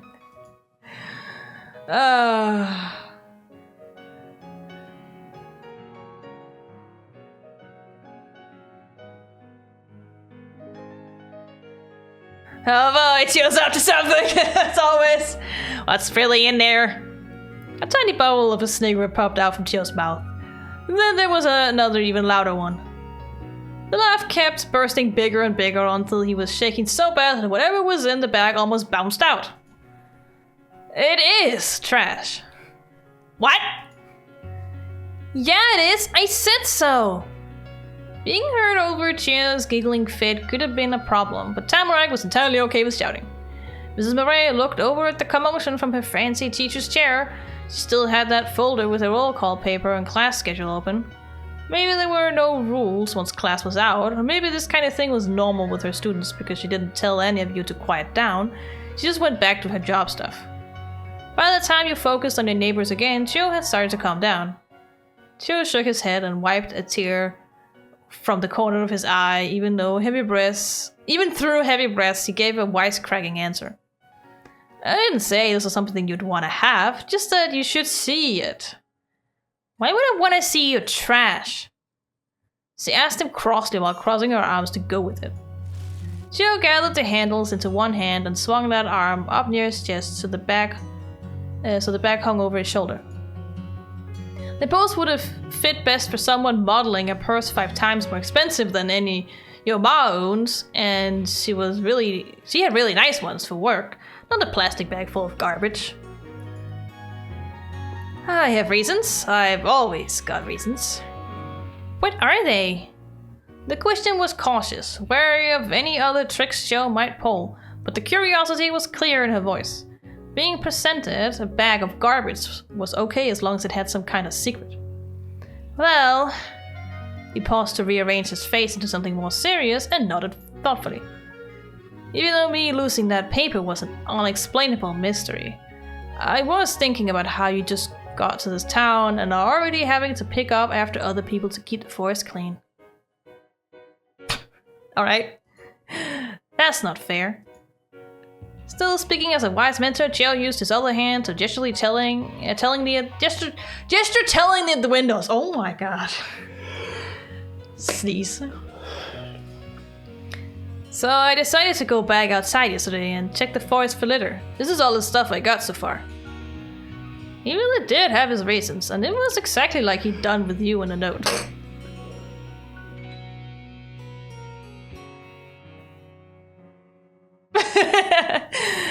Joe imagined that Tamarack had probably thought or felt from what happened yesterday, and when it seemed like it could be sad, he did something about it. Tamarack sucked in a gasp of air and let it out as a squeal. Really? You cleaned the woods? Yes, he just said that. Oh, hello! Hello! Hello. Oh no, the screen is now black. Oh, there we go. Whoops.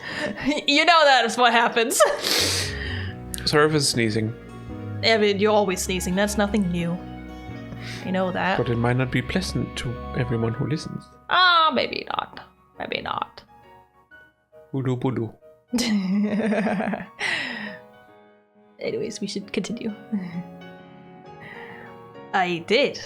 All this went from being on the ground into my trash bag. Wow, that's so nice! She did wow about it after all. God, I knew it! I knew she'd do it! And she also kicked her feet out one after the other in a happy little dance. Her back jostled along with her moves like a partner. Partner. partner. It was your good idea first. That could have been humble, but of course he cocked his chin and grinned so pleased with himself that it wasn't really anymore. Tamarack was too giddy to care or notice. Thanks, Chiyo.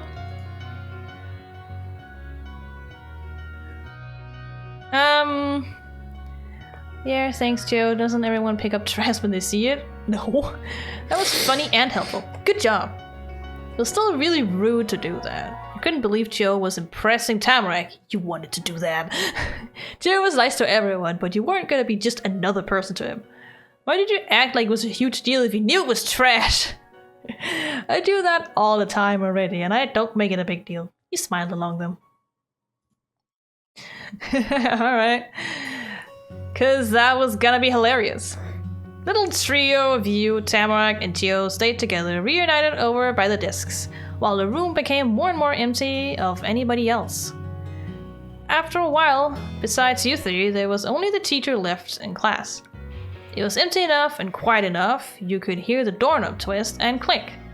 That was all that happened though. You'd figured someone would come in. You checked behind him, the door was open a crack and the person peeked through. From the teeny bit you could see, the person was a kid, or maybe a short grown-up. They were only half as tall as the door they were hiding behind. It definitely wasn't your mom coming to get you. Mrs. Beret was still flipping through a million papers, but she called out from her desk. It's okay, you can come in. Class is over. Then the door got shoved all the way open and bumped into the wall. Jesus Christ. After trying not to get noticed, being called out that way made whoever it was confident. Oh yeah, I've seen you from the Steam page. They stood in the doorway and put their hands on their hips. The hair in their head was a helmet of sunshine, orange shining and flaming out in rays everywhere. The person walked right in without looking at what they were seeing. Is that her child? Could be. I assume so. I would assume so. It wasn't the way you or Tamarack came into class. It was the way Joe had. The way someone who had been there before had. But this wasn't their classroom. None of the... I'm pretty sure he's probably a middle school student at this point. So he might have gone there at some point. None of the students you saw the whole day were this person. In a new school, in a whole new town. You would have been more amazed if it was someone you did know. Even though that was true, you almost thought you had met the stranger. The kid's soft brown eyes itched at your brain.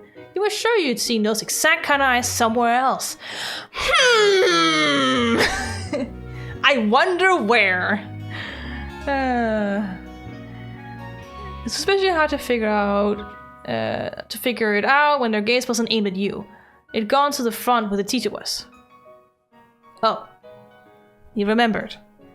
Seeing the new kid and Mrs. Murray made you think of the matching card games you had to play in school when you were little. You just won by flipping over 4 identical chestnuts. The person with the eyes like Mrs. Murray ran to her past the counting carpet and behind the desk. They threw their arms around her legs in a hug, squeezing her knees together.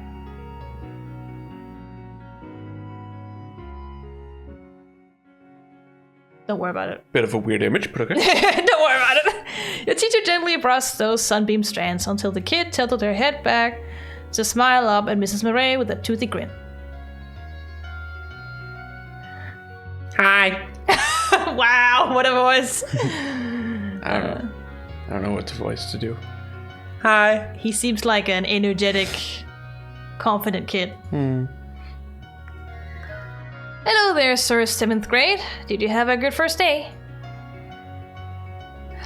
Darren! Sir, 7th grade or Darren, or both, gasped and let go before smiling even wider. Chew? Chill, yeah. Chew! He darted off the desk just like that. Mrs. Murray watched him go, rubbing at the spots on her pants that got squished. She was for sure his mom, not only because they hugged or because of their eyes. Mrs. Murray wouldn't have let a normal student get away with not answering her questions. I guess so. And you were right.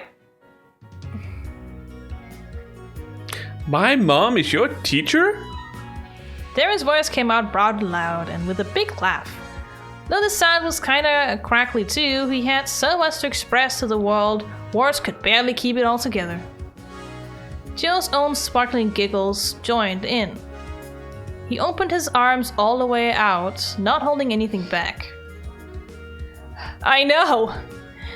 When Darren crossed the room, he stuck his own hand straight ahead, palm up. Joe flipped his arm down and over to land a low 5 smack. It was a powerful hit, but they were both protected by gloves. Joe shrugged again, not feeling the sting. This year is gonna be tough. Boys, inside voices please, and personally I'd say my lessons are fair. Right, yeah, sorry Mrs. Murray. Sorry, Mom. Darren lifted his fuzzy black earmuffs off his head. Using hands covered in fuzzy black gloves, he was in this classroom to stay and he'd be able to hear quieter words. Sorry. You hit the mic! Sorry. Quieter words better without that too. What's up?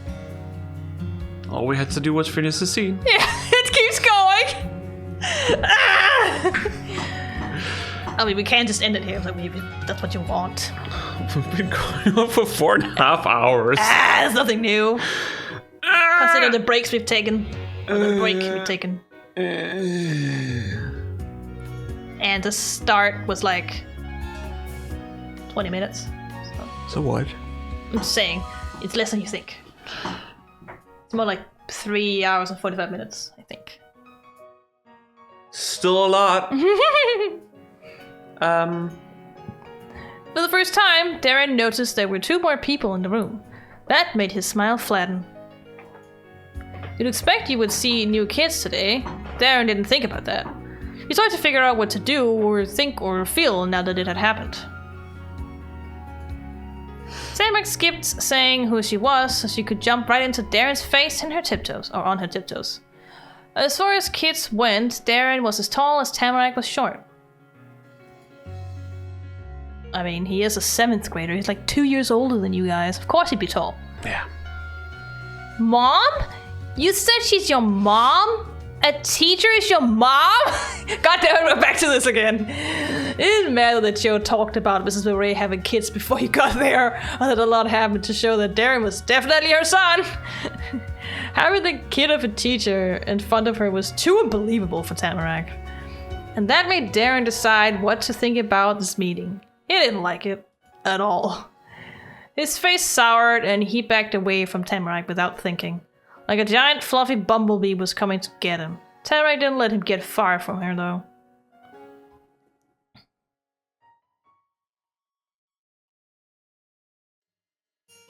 Tamarack thinks it's weird that teachers can have kids. Yeah, Tamarack, she's his mom. Tamarack, that's not really a nice thing to say. It was funny to watch. You were uneasy, this wasn't good. Hey, leave him alone. Darren seemed kind of shy, he was just asking a question. Darren had to be shy, Tamarack shouldn't force him. You couldn't get why he had a problem, Tamarack was just talking to him. It was fun. Whatever, Tamarack talked to you. Why couldn't he think it's fun? Don't follow Darren like that. Jill was totally serious with the idea. It wasn't a rule, it was a law. Tamarack listened to it better than if it came from an actual teacher. Oh. Tamarack deflated to stand like normal again and stopped scurrying towards Darren. He still didn't stop staring at her. Darren was too afraid of what she might do next to look away. Nice. The whole thing made Jill sigh. It was an accident though, because he sucked in another breath super fast after. Then he smiled again like it never happened. Oh, hey, everybody's gotta meet each other for real now. Sure. We do? Yeah, we do. He used his own tiptoes and smoothly twirled around to shift from Tamarack's side to Darren's. This is Mr. Darren Murray. There's a lot of R's in one name. Joe hooked an arm around Darren's stiff shoulders. The warm embrace got Darren all soft. He melted over Joe and their heads bumped together. The two were as close as could be. He's my friend, and 12, 2 years older than us. So they are 10. I didn't have to calculate it, but they are 10. Joe proudly put up a peace sign that probably just meant 2. Remember that road right out from our cul-de-sac? Darren lives there. His house is the yellow one with a dark brown fence. We're almost neighbors. That's how we know each other. Alright. Yeah, the big hill, I know that. I know everything about this town, even though I just moved in yesterday. You pass a lot of homes on your way to school. You guess people had to live in them, but you always figured you would meet a person before seeing where they lived. It was kind of weird thinking you had gone by his place before you ever knew who Mr. Dan Murray was. Joe tilted his face so he was nose to nose with the boy down the street. That's what I gotta tell you. These are my new neighbors. What? Both of them? I thought only one kid was coming. Apparently not! The poor boy was more confused than ever. Tamarack could shock people even when she didn't try to. Joe came to the rescue. His arm slid off Darren's shoulders to pat him soothingly on the back instead. Both of them. Joe used his other hand to nudge a finger towards the girl of many surprises. That one is Miss Tamarack Bauman. Granny is her actual grandma. She lives in the great house now. It was easy for Joe to explain what happened now. If Darren had been there yesterday, he could have seen Joe's flurry when he'd found out Tamarack was there. Yeah, he was also surprised. Is that what you had to do to sound smart? Act like you always knew something to people who couldn't tell the difference? That's literally what Joe does all the time. Maybe it was just a Joe thing. It didn't work for him. Darren listened to his friend's wisdom, amazed. And that... a tiny snowman in front of an audience with one person in it. Joe uncurled his fingers and held his open palm out towards you. Yes, sir, Damien Desmond. That's fucking right, I'm a sir! You better address me as so! He's a boy. He is the one who moved into that empty middle house with his mom.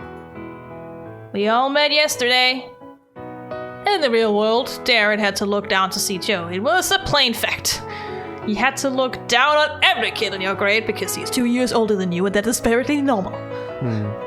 But in the shine of his dipped eyes, you could be tricked into thinking Darren was looking up at Joe. That's how much the older boy admired the younger one. Because Joe is confident as fuck. And Darren clearly isn't. The light went away when Darren glanced over the two people Joe had introduced. All that was there then was uncomfortable skepticism.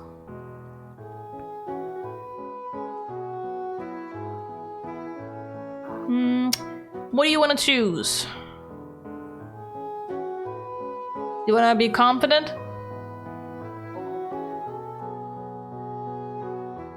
I think you're cute.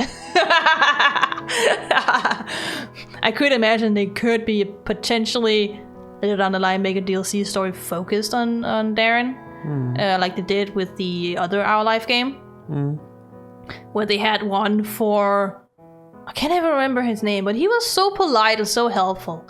And then also Baxter, who is just Baxter. So shuffling around the only other real new kid in this town, you try not to be seen. You're like, oh, fuck no! Tamarack's gaze followed where you went until her head stopped being able to turn around. Or you went behind her? Nice. She puffed and bounced her legs apart in a wide stance, covering you more than her small self could watch. She's like, I am protecting!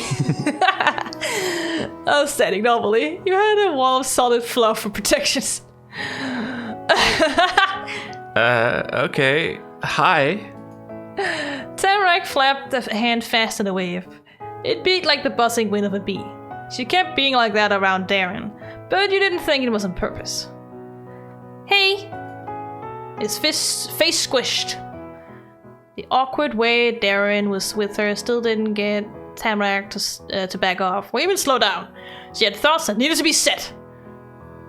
You're both wearing orange sweaters. I suppose Chio's sweater is orange.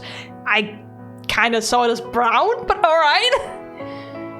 But I guess what is brown if not a dull orange, right? Tamarack stopped her fluttering by clasping her hands together over this important revelation. Darren called his fingers too, gripping tight around the earbuds she was still holding. She hadn't said it teasingly, not even the silly kind of teasing. Joe did, but he was bothered by it for some reason. Yeah, we both like orange. It was a short answer and a very serious one. The whole time, Darren hadn't said one word in response to Tamarack until now. Not when she asked about his mom or said hi. Talking about same-colored clothes, though, couldn't be ignored. Uh-huh, orange is good, one of the top colors. Gio cut into whatever was going on, nodding wisely. Of course you are. But do you know what my favorite color is? How would I know that? 'Cause I think it's pretty obvious. For the second time, he gestured over at Tamarack, but not just any part of her. Joe pointed toward her mop of sparkly hair. It's golden. That's the best color there is. Okay, it was cool to learn Joe's favorite color. You didn't care that much and weren't paying a lot of attention. Tamarack's hair wasn't that nice. Oh my god, how dare we? Joe was right. Tamarack had nice hair, whether it was gold or not. Good thing he said so, knowing your friend's favorite color was important. Gold was his favorite color? That was exactly like Joe. Tamarack does have very nice hair, I will agree. Oh, my favorite colors are purple, pink, red, yellow, and orange. That's a lot of favorites. It's probably about half the colors there are, but alright. Wait, and also, every color Damien likes is my favorite too. Alright. Tamarack had good opinions of color. That was going too far. Your favorites were yours. Sharing favorites was an amazing idea. Tamarack was so sweet, she'd appreciate you no matter what. Truth. Of course, Tamarack wouldn't be able to pick one favorite. Truth. You kind of wish she did have one favorite. It'd be easy to make her happy with that. But it's easier to make her happy when she has so many favorites. You're glad she said that. Knowing your friend's favorite colors was important. Compared to Tamarack's shouting, Darren responded with a peep. He still didn't want to talk to her, but misunderstandings about color ranking couldn't be made either. Red is my real favorite. Orange is still cool. At that point, everybody had talked about colors they liked, except for you! I've got a favorite color too. I've got favorite colors too. You're supposed to have only one favorite color. I have that. I've got favorite colors too. You can't pick only one. Listen to my favorite too. Listen to my favorites too. You didn't think any color was better than any other. Every color was great to you. Colors are just colors. There aren't better ones or worse ones. I like all colors. Mood. Literally mood as an artist. You had the color you thought was best too. You had colors you thought were best too. I was expecting to have other choices, but okay. Maybe you get it afterwards. Maybe. Well, you can answer what color. I assume it's you want to say what color is your favorite.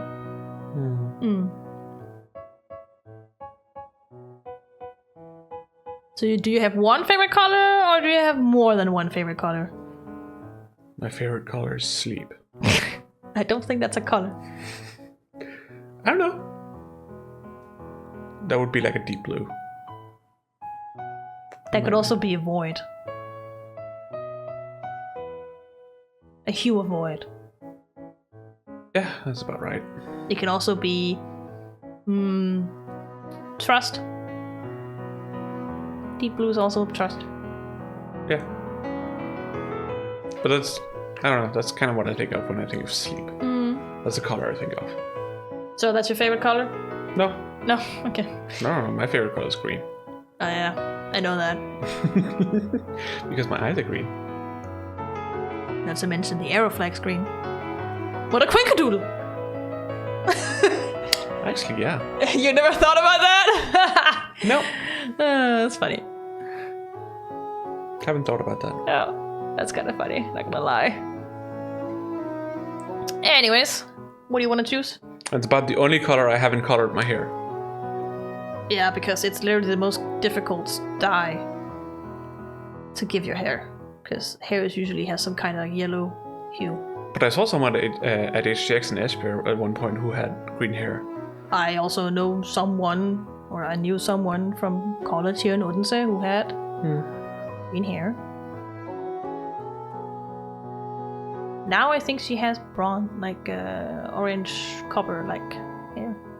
At least last time I saw a picture on Facebook.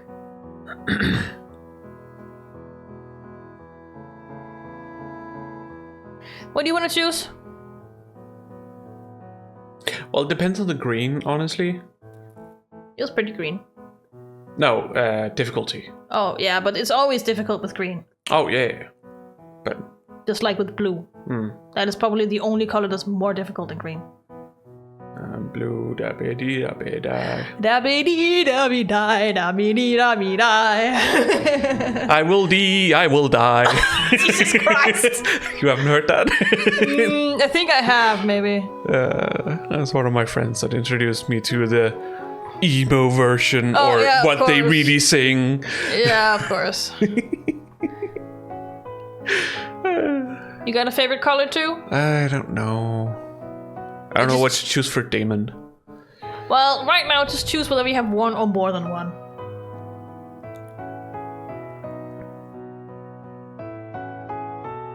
Yeah? Where are they? Here we go. Oh my god, look at the colors. You can get fucking rainbow. That could be your favorite color. And... green. No, it's green and green and green and green and green. And like, rainbow. Yeah, rainbow. Like, that's a lot of green. No, they're all different hues of green. I love the entire spectrum of green. Holy shit. That's like an infinity of colors. What else do you like? I like blue, so let's take that too. Okay, let's take blue. And... That's still rainbow. There's also cranberry. I don't fucking know what color that is. You don't know what the color of cranberry is? Yes, but I don't know why that's there. It's only specific color compared to all the other ones. Yes. Gold. Like gold. Yeah. And... Yeah, you just point out every single color in the list. That'd be funny, wouldn't it? Rainbow. And... That's it. Yeah, me too. Okay. Joe took out his trusty notebook. Note to self. Damien likes green, blue, rainbow. I forgot the last one. Was it only those three? No. Gold. Gold. I already forgot. Jeez. I wasn't paying attention to the info, okay? I suppose. Out of his pocket, a pencil came with it. He flicked the pages open and began to scribble right there in the middle of the room during a conversation with people. Why are you doing that? School's over. What? This notebook is not for school, Tamarack. I'm writing down your favorite colors. I wouldn't remember that. The question was answered and it completely confused her. She's like, why do you need to do that? Can't you just remember things? I don't understand. It made sense to you that she didn't get it. Tamarack didn't write stuff down, even when class was happening. Okay. A yelp cut off her own planned reaction, confused by normal things and confused to normal people. That was Tamarack. You're using your other hand! That took you a while. The left one? Yeah, that's my good hand. Wow! Damon has two good hands. Yeah, here we go. Child logic. I love the child logic of these children. It's so realistic, though. They do think like that. Damien has two good hands. Yeah. What? Awesome. And Dude's like, awesome! Tamarack ran out of words to blurt out, and Darren didn't want to do anything on his own, and not with you either. It had to be Joe. So the three of you waited there as the scratchy sound of Chio's writing went on. The more letters Chio added to his notebook, the more his friends shifted uncomfortably. Hey, Autumn, you're coming to my house today, right? Yeah, I am.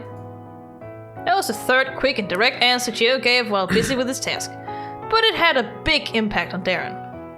He smiled, relieved. The promise made up for all the stuff Darren hadn't enjoyed since he walked into the classroom and had 2 new people become a little part of his life. Making a long dash across the paper, probably to underline something, Chio finished off his note to himself and his reply to Darren. Now that Damien and Tamarack are here, I've got to make sure they get to the neighborhood. But I can't do that and go to your house. But I can do that and go to your house. But I can't do that and go to your house. Damn it! Damn it. The worn brown book and pencil were tucked into Chio's pocket. He didn't watch what he was doing. You did, and this time, no papers fell out. Thank fuck! After how many pages he'd lost, you were kind of impressed he managed to use a notebook without leaving stuff behind him. True, every time he takes it out, he basically just throws something. It's not just gonna be me and Darren, you know? One more is coming too. We've got plans. It's been worked out for weeks that we'd get together after the first day of school. Who's this other person? Frickin' Sherman himself busy all the time. And because of that, Darren, can you go get that guy? He's gonna be standing around outside not knowing where to go. You can bring him right to the room. Then sunk his neck deeper into the tall collar that surrounded it. Fuck. When are they leaving school? I want to go home. Children. Try not to be called on in class after it was already too late. Yeah. As I said, we could just end here, you know. I was like, you can't go on for that much longer. Goes on for 2 more hours, basically. Holy fuck. It's like the fucking ad channel shit. Yeah. Oh my god. Except everything here is important. Yeah. You want to end it here? Yeah, that's probably a good idea. It's like they're not really talking about anything else. They're kind of like, you know, waiting. So it's probably the best place to stop, if anything.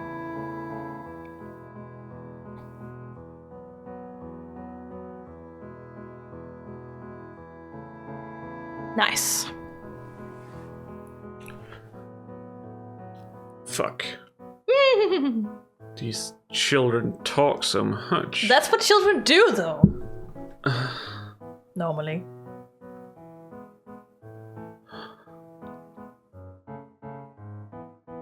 It's okay.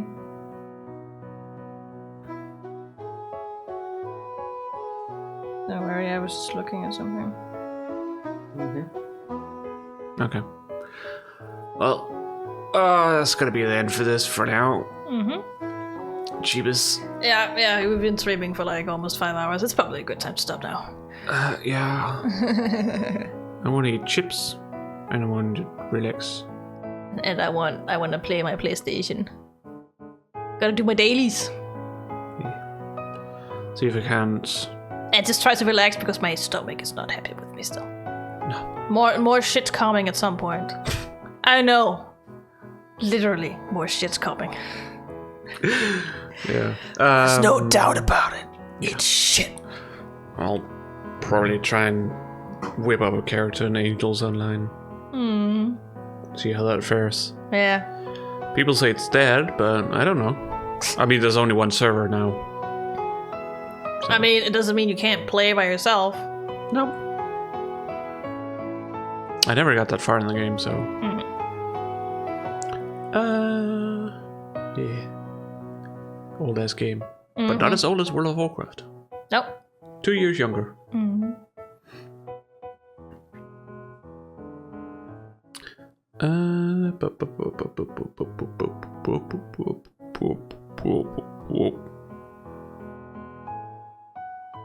Hope you liked it.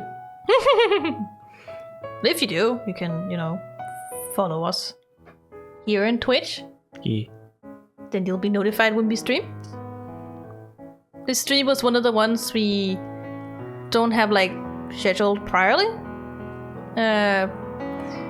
So these could happen at any time we decide. And therefore it would be probably a good idea to follow if you want to see more, especially of this demo here. Yeah. Otherwise, we have some scheduled streams on Wednesdays and on Saturdays at 8 p.m. Central European Time. So UTC +1. Yeah. Oh, we are currently playing Steins Gate Elite. Yeah. That was a sigh, like, yeah. It's getting interesting. Yeah. We finished the first chapter. Yeah, we finished the first chapter. Out of 11. And that's not going to say anything, because I assume each chapter can be about their own length. So. Yeah, it's also compared to how long we use and talk. Yeah. But out of 11. Yep. I think one chapter, the last one, I think you literally only get if you get the true ending. You don't move past that unless you get the true ending. Okay. So the last chapter is literally like the conclusion to the story as a whole. Yeah. So, which is also why it's called Open the Steins Gate. It's the chapter name. But yeah, we're having fun with gel bananas and time machines, and Kurisa doesn't want it to be called a time machine because he thinks it's absurd.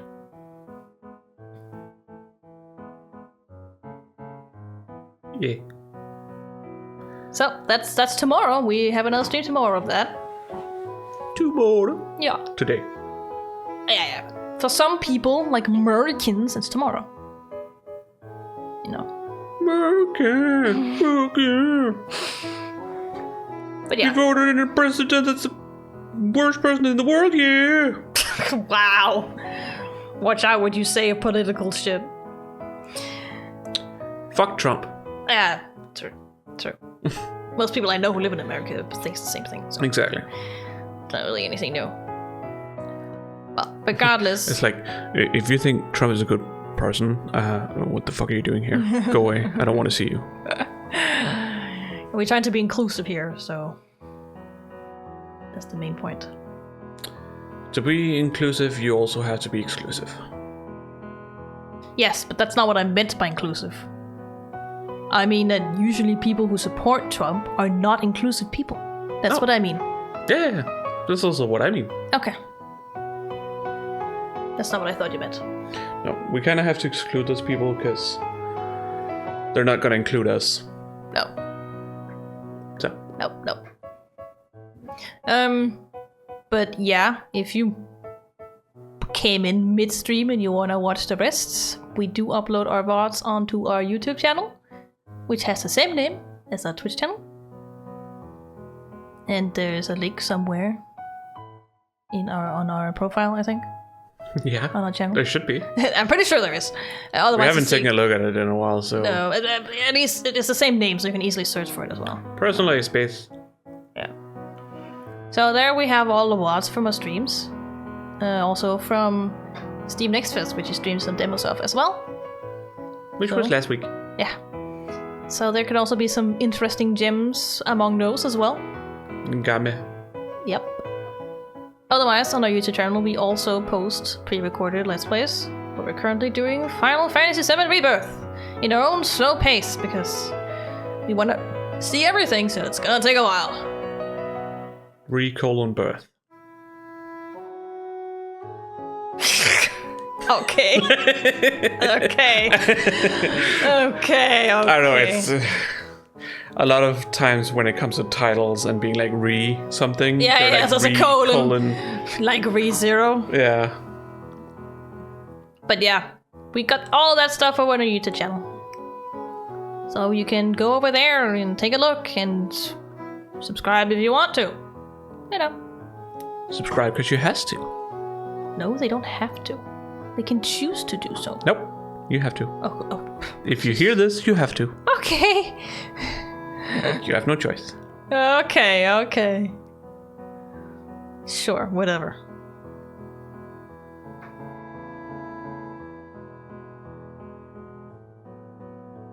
That was everything, right? Was it? That's it, I think. Right? Right? Right? Right?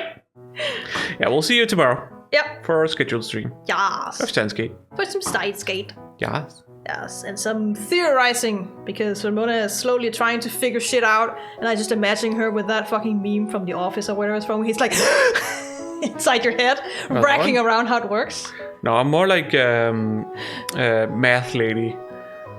Yeah. Who's just like, Like, what the fuck?